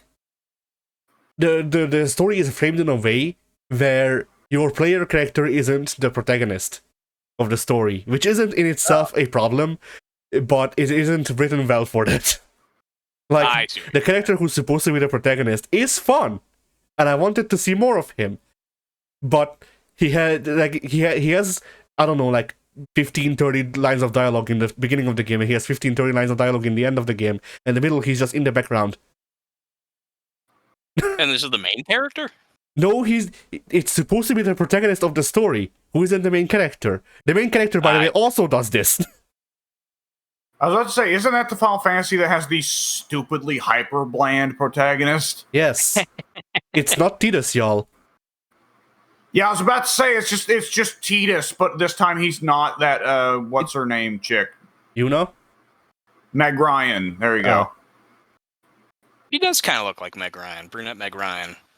But Yeah. so yeah, like the actual protagonists of the story, as far as the writing is concerned, are these characters who, by the get-up of the team, should be the tertiary characters. They're actually written to be the protagonists.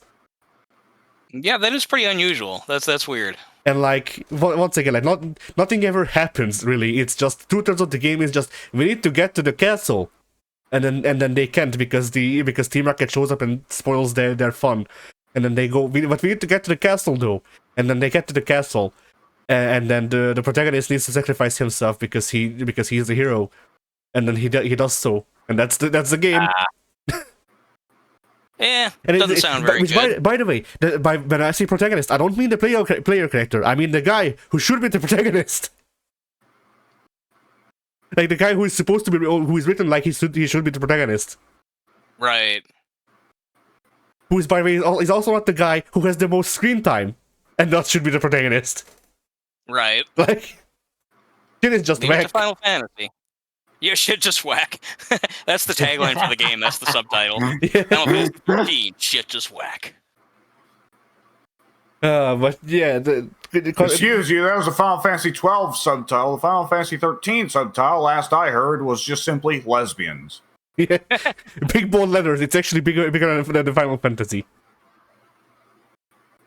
It's just two hot chicks staring proudly into the horizon. Yeah. It did lead to some confusion though among buyers around that time because they were looking for the other 12 installments of the lesbian series. I know what it was. I'd buy that for $1. I'd buy that for $1. I'm trying to imagine the headline lines or like just the fake images that you could make of this of like big bold letters lesbians under Final 13 and then under that Final Fantasy. Like, what does that mean? Yeah, that's a lot of words for a title, especially for somebody who's not familiar. But- Final Fantasy 13 lesbians. What? No, that's a different game. Oh. Final Fantasy 13 lesbians is a different game. I lose track. remove the final part, and this sounds like a very different title. Yeah. Fantasy Lesbians 13. but see, like, just the order also changes because Fantasy Lesbians 13 is one game. I thought but 11 was a real downstep for the franchise, but this one's solid. Sorry, real quick. Yeah. It's only someone important. Pink, are you still in the match? Pink's gone. Yes, I am. Oh, you are. You're still in the match? No, I'm not. Oh, okay. I was saying yes, I'm gone. Oh, gotcha. Apparently, just the microphone 'cause, did not pick up me saying no. Oh, gotcha. Yeah, I was just trying to determine whether I should win this match or not. The bot's downed, and Pyramid Head just has been looking for me. He does not want to. Yeah, I keep wanting the bot just. Okay, he finally picked her up. Sorry. Yeah, I was going to say, well, I'm kind of thinking about ending it. I don't know. The match, that is, folks. I wasn't fast enough. Shit. I'm not gonna close the soundboard. There you go. And then he went to go hook the clutch. There. Anyway, yeah. Then he went to go hook the bot that I just sat here waiting forever to hang on, is the bot gonna sell me out? Wait a second. Events in progress, hang on a second. It wasn't a bot, it was me, Austin. Okay, he's so focused on this bot. Oh, don't see me. Sorry, it just what's happened is I can't even really describe it. It's just kind of funny. This is hitting the gritty. What's that? Pyramid Head is hitting the gritty. Well, he's. What does that even mean? What's the gritty in this context? It's some sort of dance. Oh, see, I thought it was sexual. I thought it was that would also fit. He's gonna hit that gritty tonight. Is that what he says to the lying figure? Yeah. I'm gonna hit that gritty. Oh no, Pyramid Head is attacking with the Alaskan steamroller or whatever the fuck. Alaskan steamroller. Yeah. That's a new one to me. Basically, what's been happening is there was a bot that got downed, and Pyramid Head was desperate to come find me so he could kill me and then eventually go back and get the bot. But I was betting on Pyramid Head eventually going away from the bot, or I'm sorry, eventually quitting his quest to find me and killing the bot so I could possibly look for Hatch. And he finally did after a good probably 3 minutes of looking for me. And then he picked up the bot, and what does he do? He goes to bring her to a hook, and she jumps away. She gets free. And so now I have to wait longer because now he's chasing her all over the place. And in the process, she actually almost led him to me. It wouldn't have been on purpose. The bots, to my knowledge, are not programmed to do that. It'd be kind of evil if they were. But yeah, she just was running around a loop that was like right around the side of a pile of tires that I was hiding behind. And it was like, no, no, no. But yeah, like depending on the order of words, you get like fairly different games. You have Fantasy Lesbians 13, you have Lesbian Fantasy 13. You have 13 fantasy lesbians. 13. I like that one. 13 fantasy lesbians. 13 lesbian fantasies. That's good though too. They're all pretty good, but I like 13 fantasy lesbians because that sounds like kind of like something you'd get for like Christmas or something. I mean, 13 fantasy lesbians is just a game on Steam right now. I'm sure. On the first day of Christmas, my true love gave to me a lesbian. On the second day of Christmas, my true love gave to me 2 lesbians. Right. Where are they getting them all from? The song. Oh, Santa, Portland. you know, he's magic. They're getting them from Portland. That's oddly specific.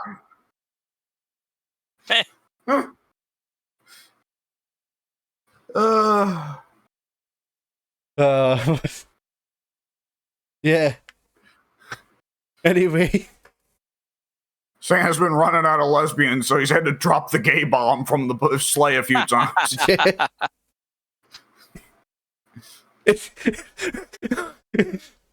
Oh God. The image. What? The gay bomb, when it dropped at such a height, instead of making a mushroom cloud, it makes a dick cloud. even when it hits women, it makes them lesbians. Yeah. Why not? For them, it's simply labeled, "This is what we don't want." Yeah.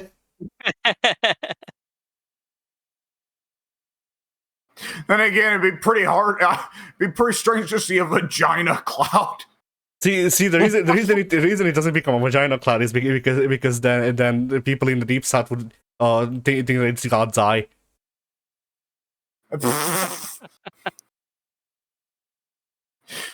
Just starts a cult. Yeah. A cult? And now we loop back to to the gorillas.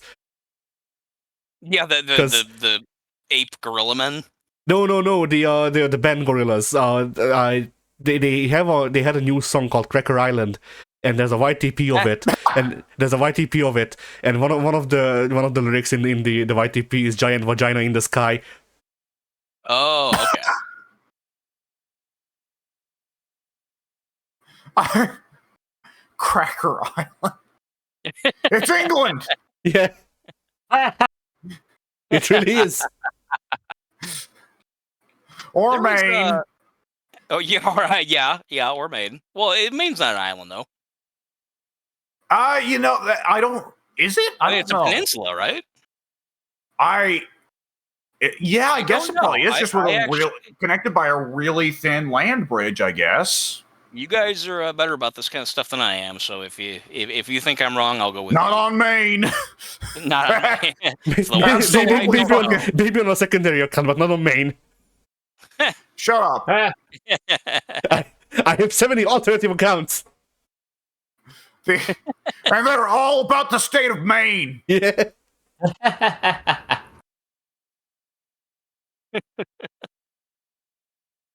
Man, earlier this week, Derek posted a chart of the U.S. states rated on dickishness, and I think Maine actually rated number 1. Really?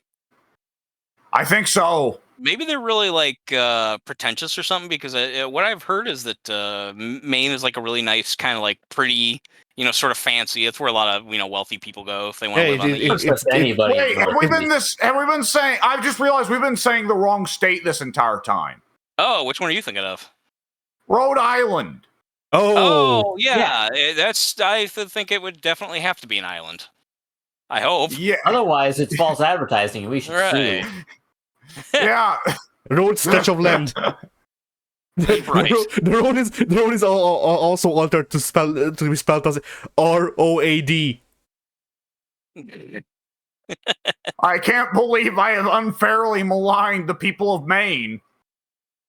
I can only imagine how deeply I've insulted them by confusing them for Maine and then confusing them for Rhode Island and then calling them the biggest assholes in the country. Wait, you're not saying that's... You weren't just confused. Rhode Island is the one that's supposed to be the biggest asshole state.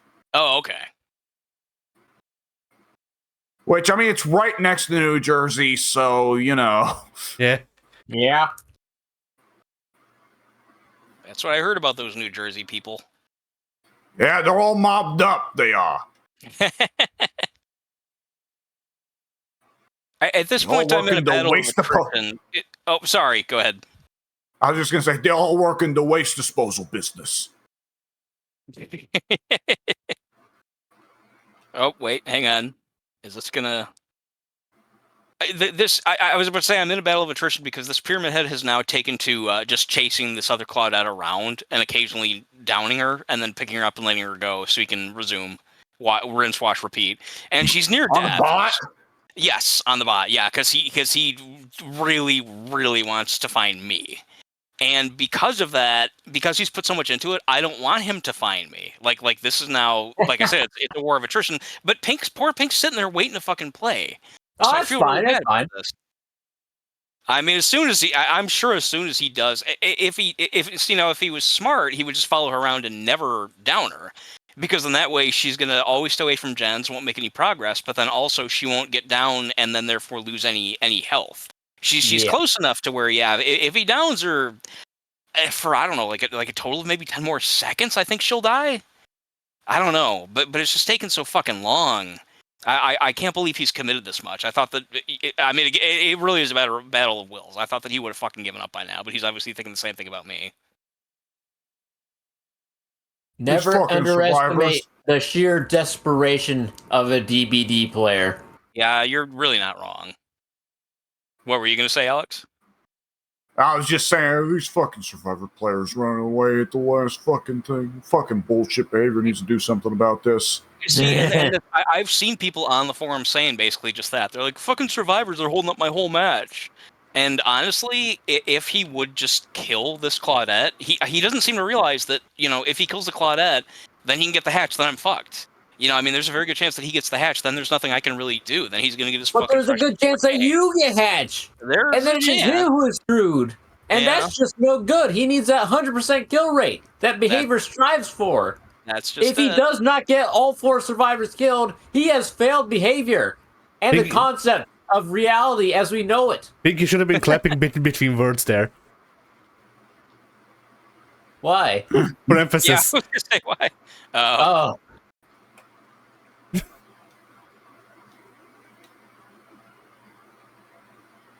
But also, behavior should really just make Doritos Crash Course 3. Make a good game for once. We're all waiting for. One Jeff day Keighley's it's waiting going to for. happen. We just have to believe. Right. What were you about to say, Alex? No, nothing. Okay, just nonsense. Sure, yeah. Do you think now that Phil Spencer is currently being tortured at Microsoft HQ and the Xbox is being ripped from his organs? Do you think that now is the right time for Doritos Crash Course 3? America's been waiting for it. I think we're more than overdue for Doritos Crash Course 3. Finally, something that can bring the nation back together. Yeah. Yeah.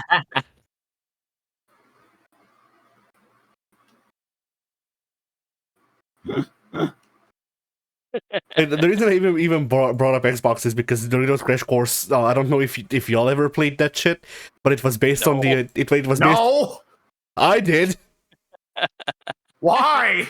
because it was Well, 'cause good. he- It was the less good game. Was it actually good? Yes, ironically, it was a. Wait, oh, I did hear that. Yeah, actually, I did hear that. Really? Yeah. That's crazy. Yeah, it was a wipeout like platformer thing, where you race people to the finish line of the levels. But yeah, the only problem with resurrecting it now would be that it ran on the avatar system from the Xbox 360, which is super dead. Yeah. When you say ran on the avatar system, you mean it used the avatars as like in-game characters? Yes, Okay. and so Go on.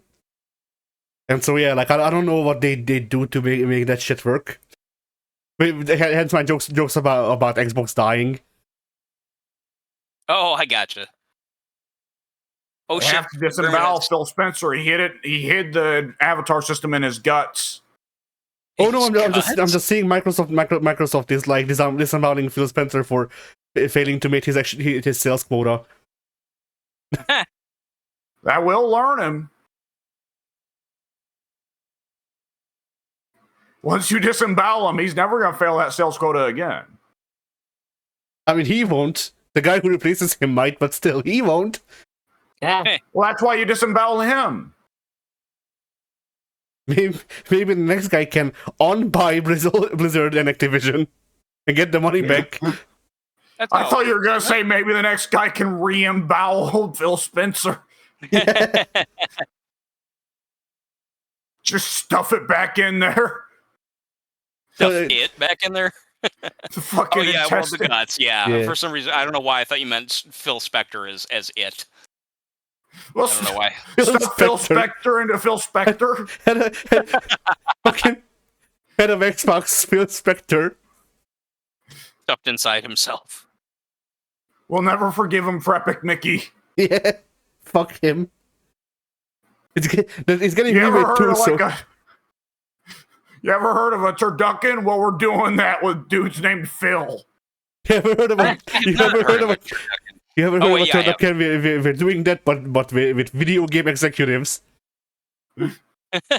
Maybe Finally. maybe if we stop enough of them inside each other, then they might stop like fucking tanking the stocks in the long run.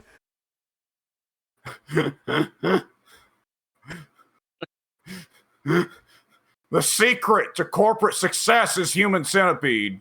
Yeah.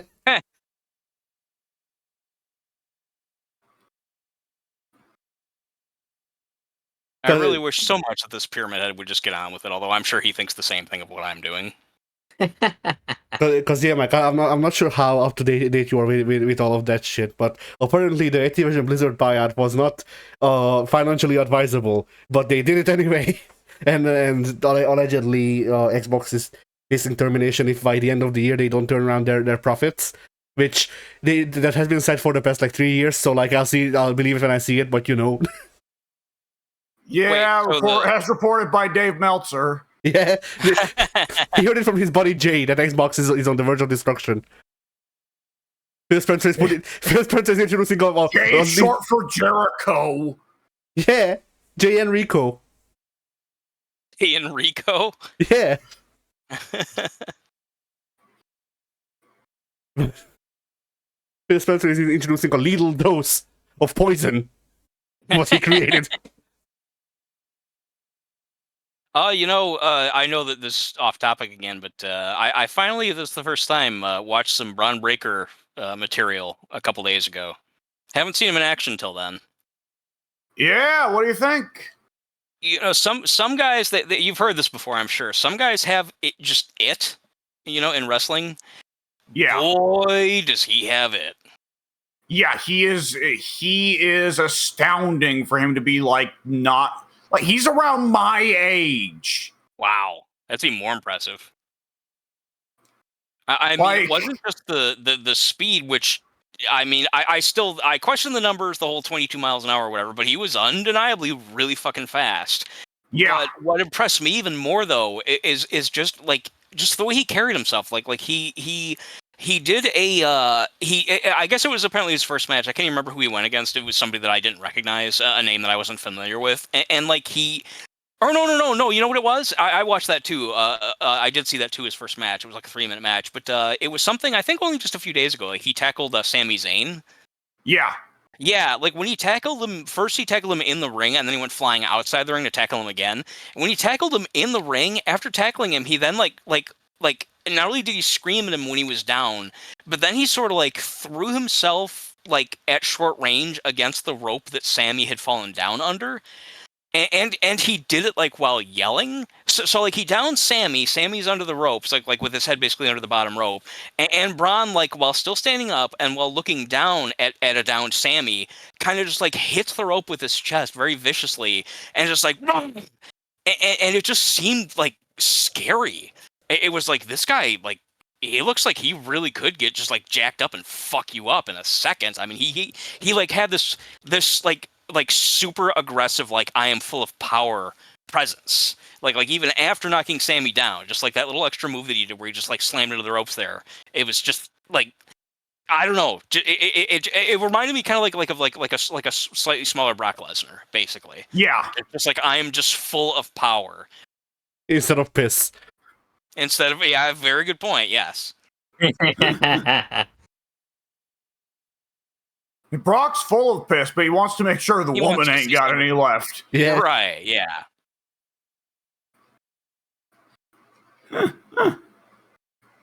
Pink, are you going to be around for a while? I'll be around all day. Okay, then I'm just gonna end this because this really is. He shows no interest here in finishing this. I would like to hold out and win, but this guy's being as stubborn about it as I am, and I really feel bad that you're not able to play. That's not a problem.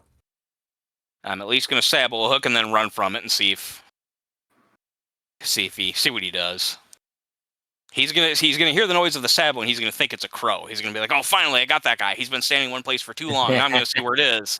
So he'll hear the notification and go back. Yeah, because he's just he wants his fucking 4K.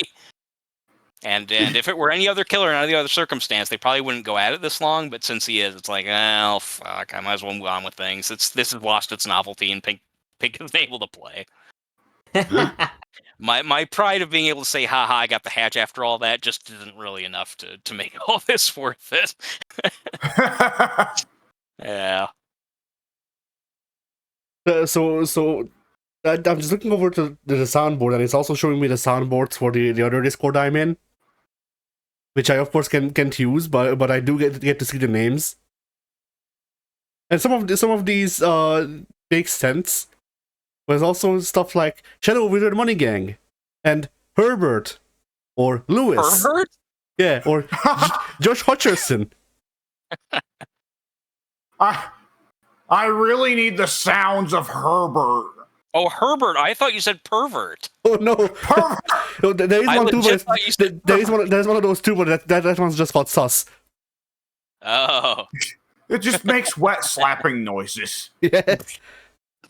There's also one of these buttons just labeled aneurysm.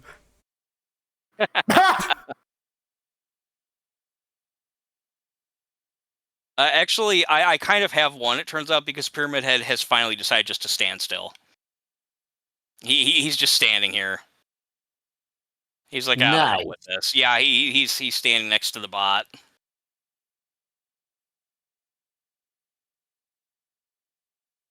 Now we're looking at each other.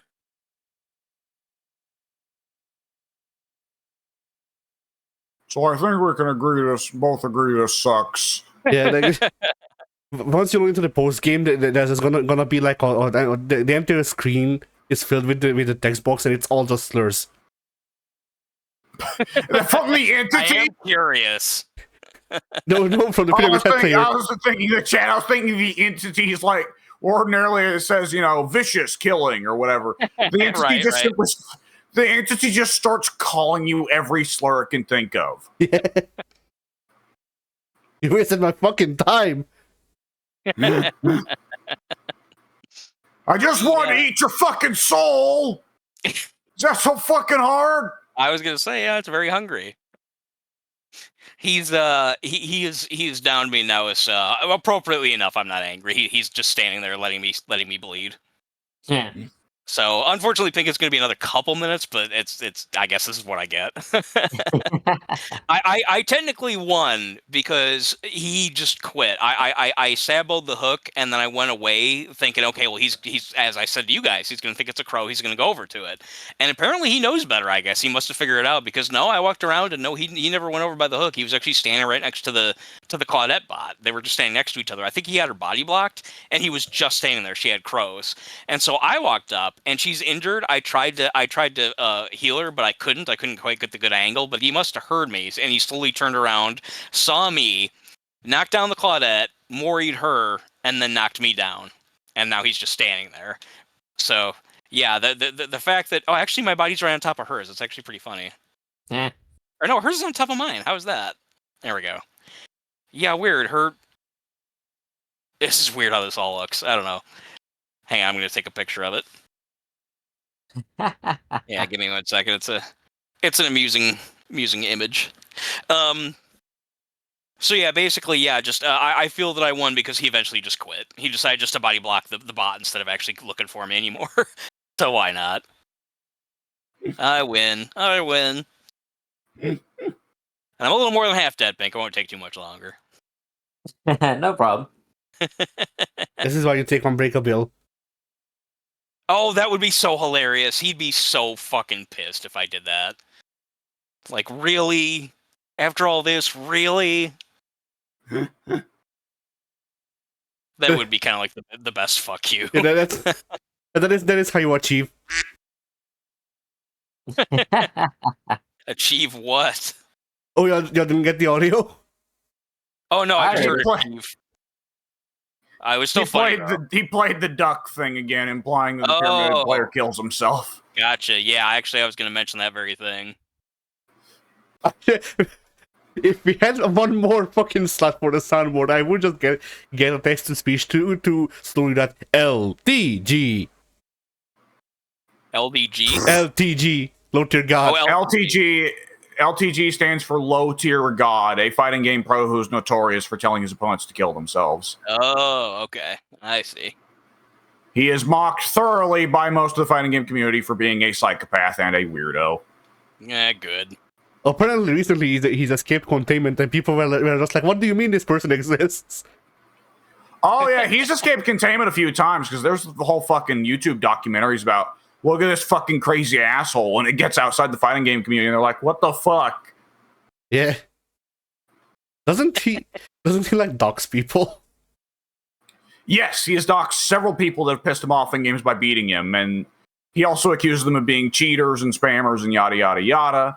Yeah, he also at one point casually on stream told the story of how he'd been molested as a kid, but he acted like it was something to be proud of because he's like, "Man, I got laid at 6 years old."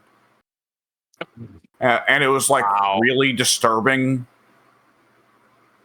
That's how tough I am. That's how cool I am. I was getting pussy at 6, man.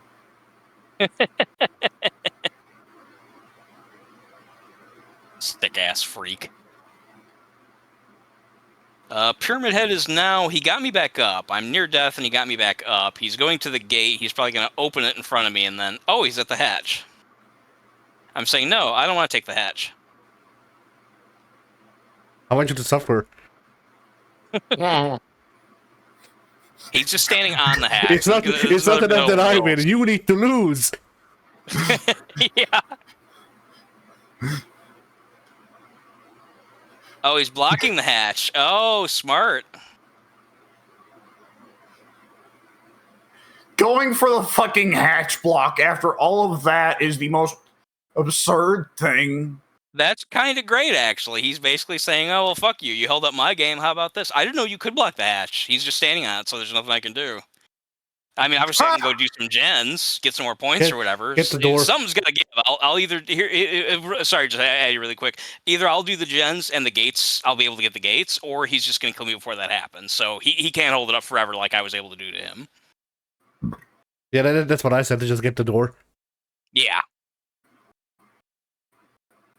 It's just, sorry, Pink. I actually thought it would end this time a couple minutes ago. I mean, this is what I get. This is actually, I gotta respect the play. It's like, okay, well, fuck you. Here's the hatch. Go do something. Like I said, more points. I'll get points for doing this gen. And at that point, then he'll probably kill me, but that's fine. Whatever happens next is whatever's going to happen next.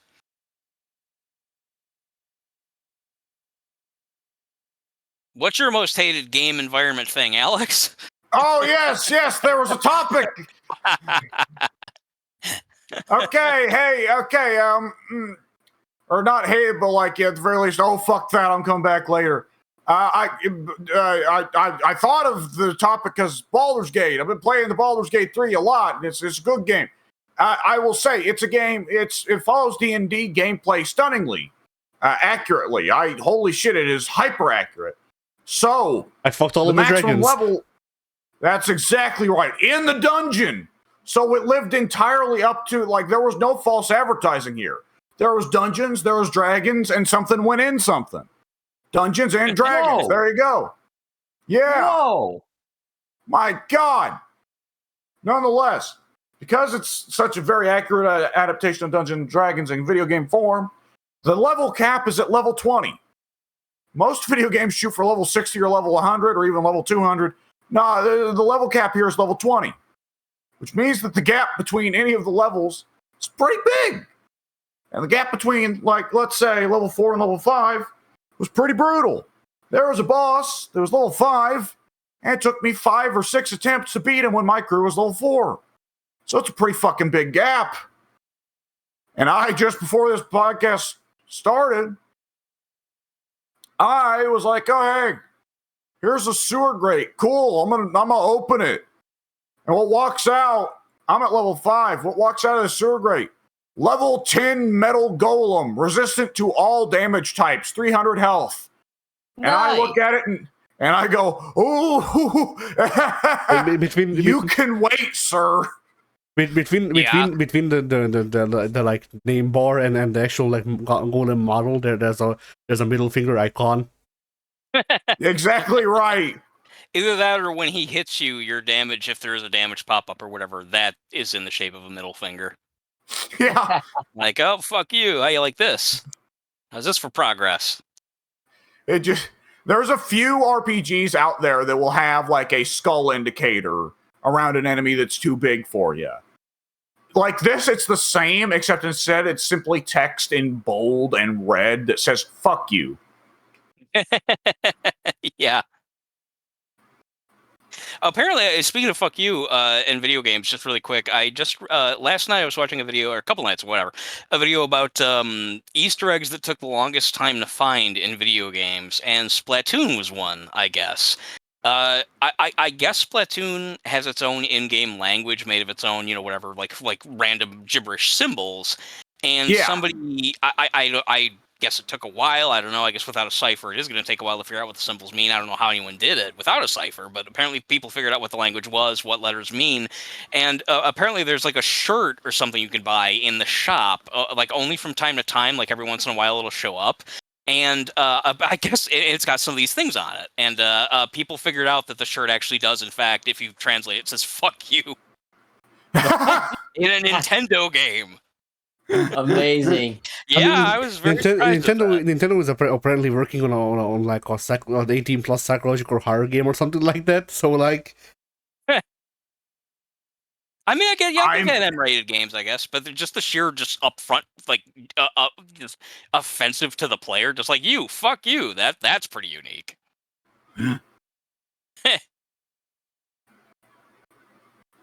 Oh shit. Okay. Well, did you know? I guess on similar lines. Did you know that Mario doesn't do his classic V pose because Miyamoto thought that was too childish?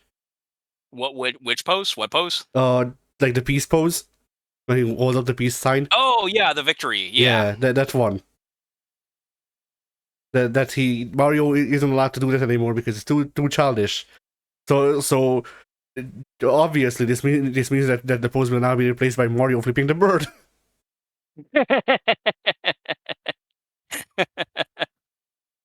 That is a funny I thought. like the idea of Miyamoto walking into the office one day and saying, "This Mario thing, we've let it get too childish. He's devolved from his original identity of smacking a monkey with a hammer." Allegedly, that's a real thing. Now, I don't know if Mario has actually stopped doing the victory pose, because I don't play Mario. I haven't owned a Nintendo console in years. but if he has, that's a good question. Actually, I don't know. I don't know if he still does. I don't even think he ever did the victory after going 3D. I can't recall him ever doing that. and yeah, like allegedly the reason for that is because Miyamoto thought it made him look too childish. That's oddly specific. It seems like a specific culturally Japanese thing where, like, over there, kids throw up the V sign a lot. Yeah. That's what I've heard. Yeah. So once again, Mario should replace it by flipping the bird. I don't see why not. There is no other Logical next solution. course of action. Yeah. We've considered the other options, and we decided that they were all stupid. I mean, they can even do shit with it. Like Charles Martin retired, so they can just get the new guy to go, fuck you. Fuck me too. Okay. Fuck me too. They can recreate that classic Super Show scene where Luigi tells Mario that he has spaghetti in his overalls, and then Mario does his point with, well, fuck you, Luigi. Yeah, I've seen that clip, and I don't know if it's like an outtake or what, but for all, I mean, it really does just look like he straight up says, "Fuck you, Luigi." I've seen at least one outtake where Captain Lou actually does in the Mario costume say, "Fuck you, Luigi." But they should do the voice, because that's the thing. Cool. Because that's the thing. Like from what I've heard of Lou Albano outside of the Mario role, he does not sound like he doesn't sound exactly the same like when he does the Mario character. So and like he was definitely doing the voice in the overall skit. Right. Yeah, he was. What? Yeah. As a fuck Yeah, you, Luigi. Yeah, my memory is that Lou was doing the Mario voice.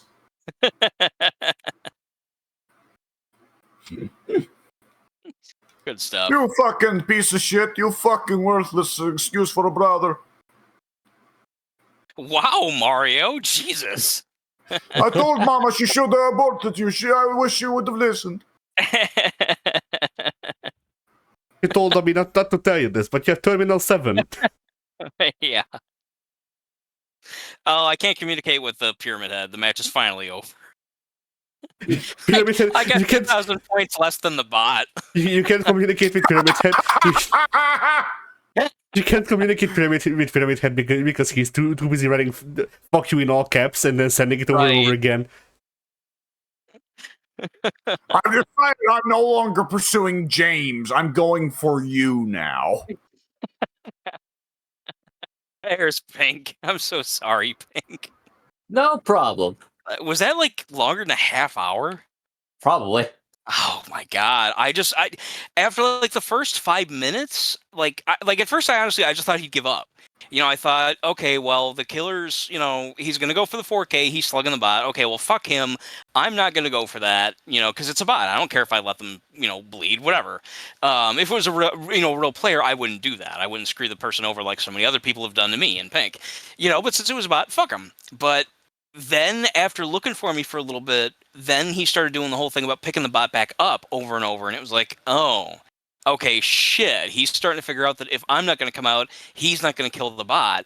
And then at that point, that's when it transformed into, okay, well then I'm going to wait him out. Sooner or later, he's going to give up.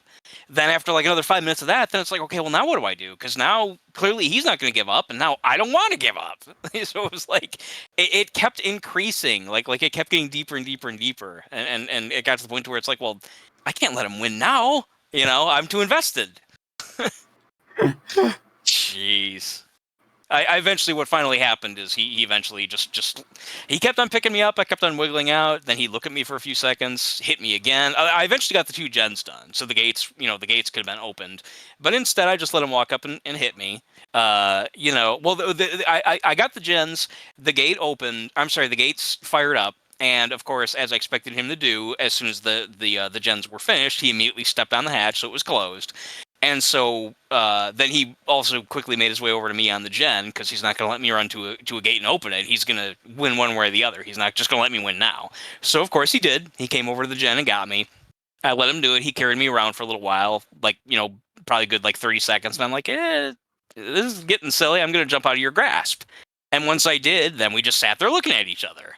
So then he knocked me down, picked me up again. I jumped out of his grasp again. Same thing. 2-3 times in a row. And by that point, the timer ticked down enough to where I just died. I bled out or whatever. So ultimately he won. But I still think I'm the true winner. In the hearts of the American people. Yeah.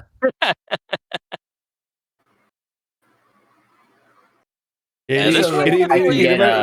answer for the topic out of the way, I'm going to say Quarry Junction. My old reliable Quarry Fallout Junction in Vegas. Yep. What makes that one so bad? It's filled with gigantic death claws that will tear your face off, and then tear your limbs off, and then tear the limbs from your limbs.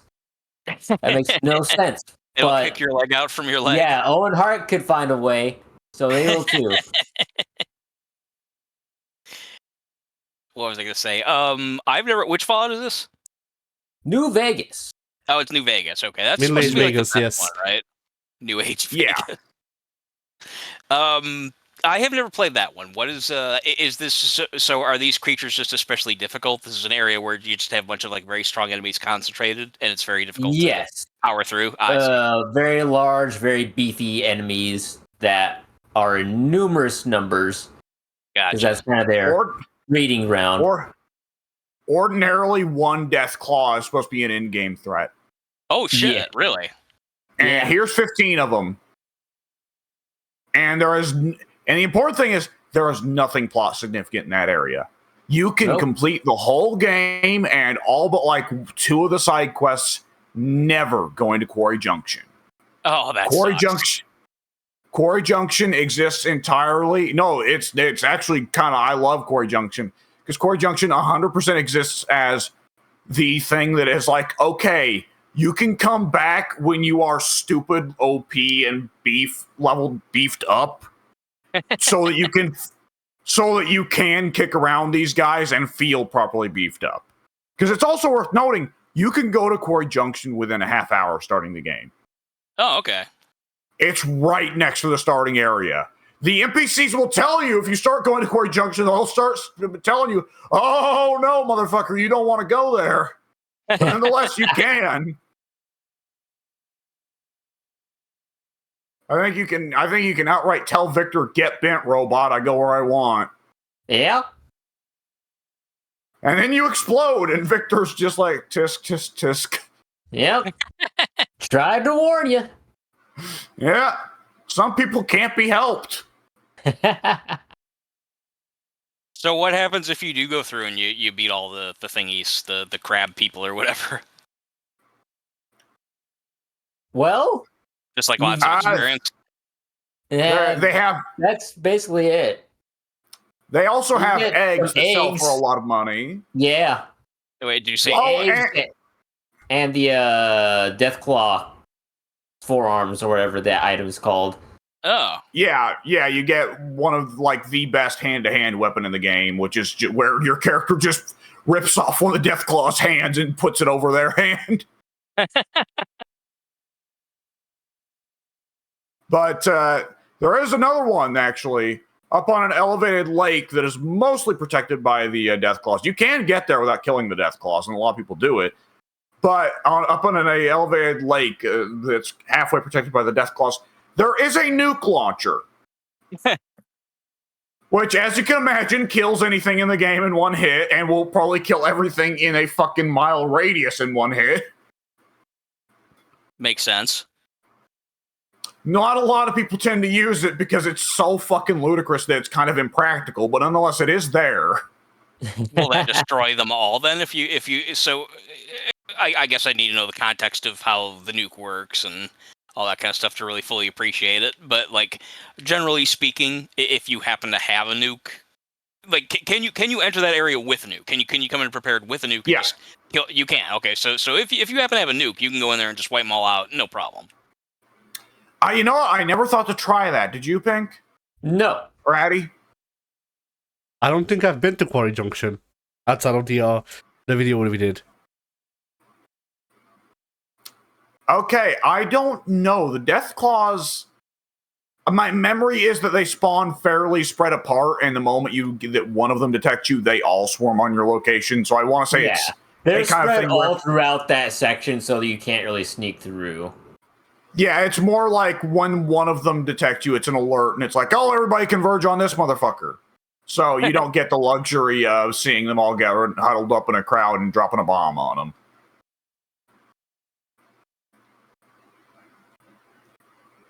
Now, in fairness, like half of them are Deathclaw babies, which are still incredibly threatening for most of the game. But by the time you get to the late game, they're not that bad. The problem is the Deathclaw daddy is quite deadly, and the Deathclaw mama is just a walking death field. Yeah. We found while we were dicking around with Fallout 4 recording, we found that if you're airborne when you get smacked by the Deathclaw mama, she will actually smack you up into the skybox.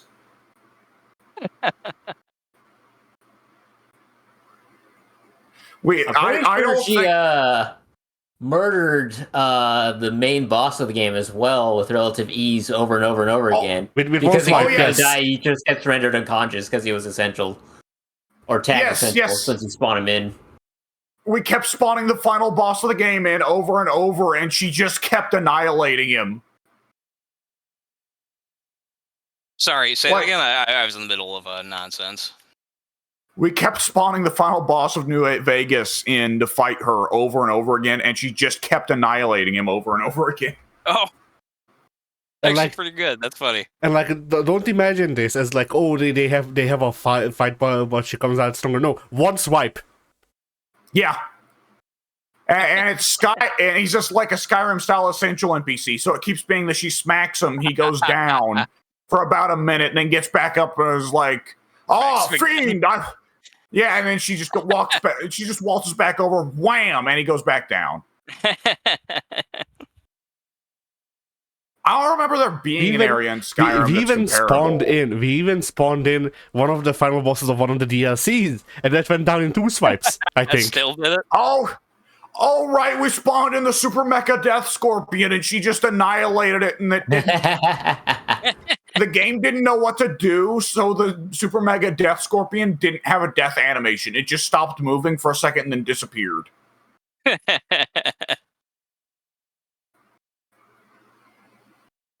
Hold out, Pink. It's gonna be.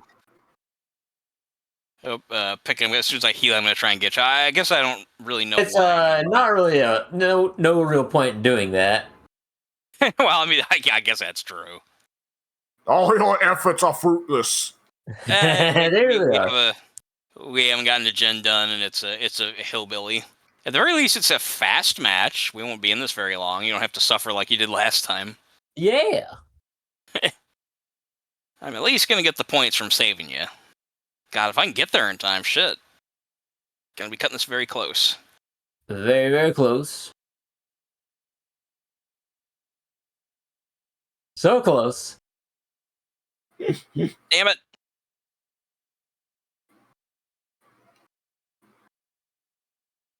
Did you let yourself go, or did I literally just not make it? Yeah, did not quite make it. It was Okay. about 4 seconds off, I'd say. 4 seconds.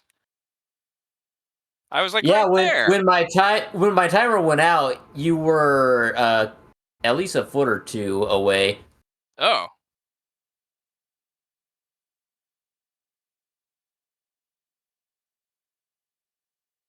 Sadness. Yeah. Mike, do you Yeah. Mike! do you have one of these gameplay things, and why is it Ghostface? Do I have what? One of these. Oh, do I have one Yeah, of these but Mike things? doesn't have the capability to say, no, Ghostface, I'll deal with you later. Yeah. Yeah. I wish I could. Believe me, I wish I could. Like Yeah. So Yeah, far, but- we've all been listing off instances of either, all right, I'll deal with you later, or alternatively, oh, fuck this. Right. No, me, Water Temple.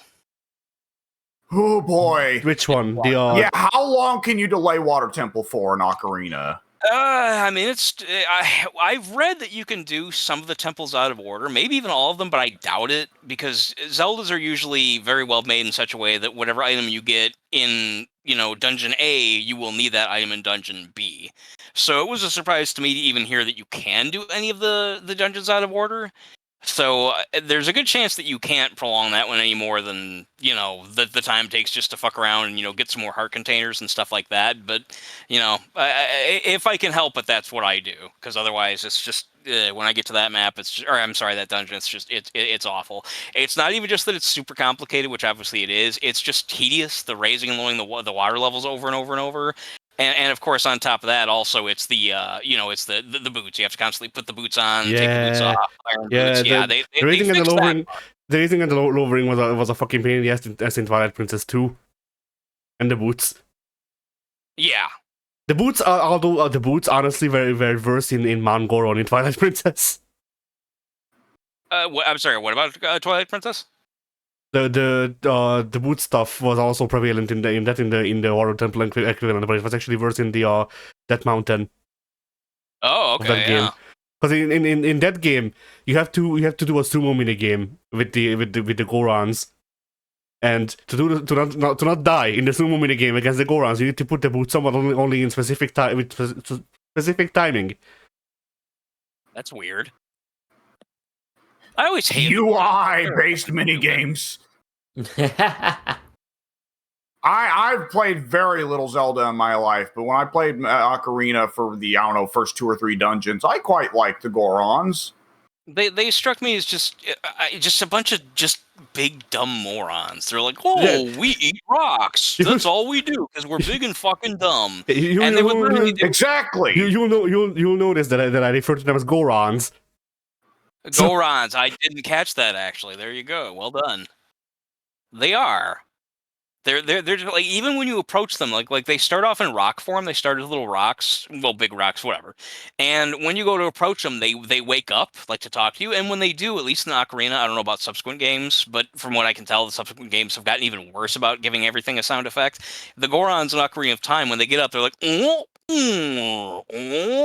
It's so fucking annoying. And they have these stupid big dumb like I don't know, Down syndrome faces. They just look like idiots. All they do is talk about wanting their rocks. They eat rocks, and one of them even has a comment like, "Oh yeah, that I love Ray Ruby Johnson." Yes, that they say that. Yes, that's part of the dialogue in Ocarina of Time. It was contemporaneous. That was 1998. So the rock was that was corporate rock, I think, right around that time. Probably, yeah. Yeah. Yeah, one of the Gorons even says something about how, like, the ruby that you're supposed to look for at that point in the game, like, they even, like, we're so hungry for rocks, we thought that was a rock, and we ate it. So now you gotta go get another one, or some stupid fucking shit like that. It just struck me as just... You gotta fish it out of a rock shit. Yeah, that's the dungeon in Ocarina of Time that people don't talk about. It's the toilet. It's the sewer level, filled with Goron shit. Good thing we already put our levels into that. For some reason, the Zora lived there. Yeah, that's right. Times have been rough. Yeah, off the top of my head, I've been trying to think about it off and on when you guys, after you asked the question and when I wasn't distracted by gameplay, I was thinking, well, is there anything, like the Water Temple, like almost immediately came to mind. And I tried to think of another example, and maybe if I had more time just quietly by myself to think of another example, maybe I could, but yeah, just top of my head, the only one that fits the bill is the Water Temple. After the first time I played through that game, which was like 2 weeks after it released, so it was still new, I didn't have strategy guides or anything like that, it was really, really fucking rough. That dungeon took like an hour or 2 to get through. Very satisfying once you do, as is usually the case with all Zelda games, at least for me. But then, like, every subsequent playthrough, it was like, oh, it's this part. And you just feel like this sinking feeling in your chest, like, oh, I don't know if I'm mentally prepared for that again. Yeah. It's rough. But yeah, Ghostface. Ghostface and Wraith. Yeah, that's a different... The other day. Just start listing every playable character in Dead by Daylight. It's a number of them. It's going pretty quiet right now too, which is making me think that maybe it is going to be another fucking ghost. Excuse me, Ghostface. Unknown, actually. Oh, there he is. How did you know I was? You knew right where I was fucking at, you motherfucker. The unknown knows. Yeah, he's the unknown, not He you. knows many things. He is unknown. You are known. Yeah, that's true. Oh no! Wait, are you not trying to hit me? You're gonna hit me, right? Yeah, there it goes. I should have stayed on that loop. Damn it.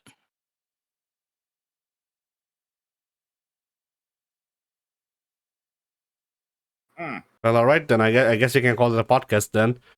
Yeah. Okay. Yes.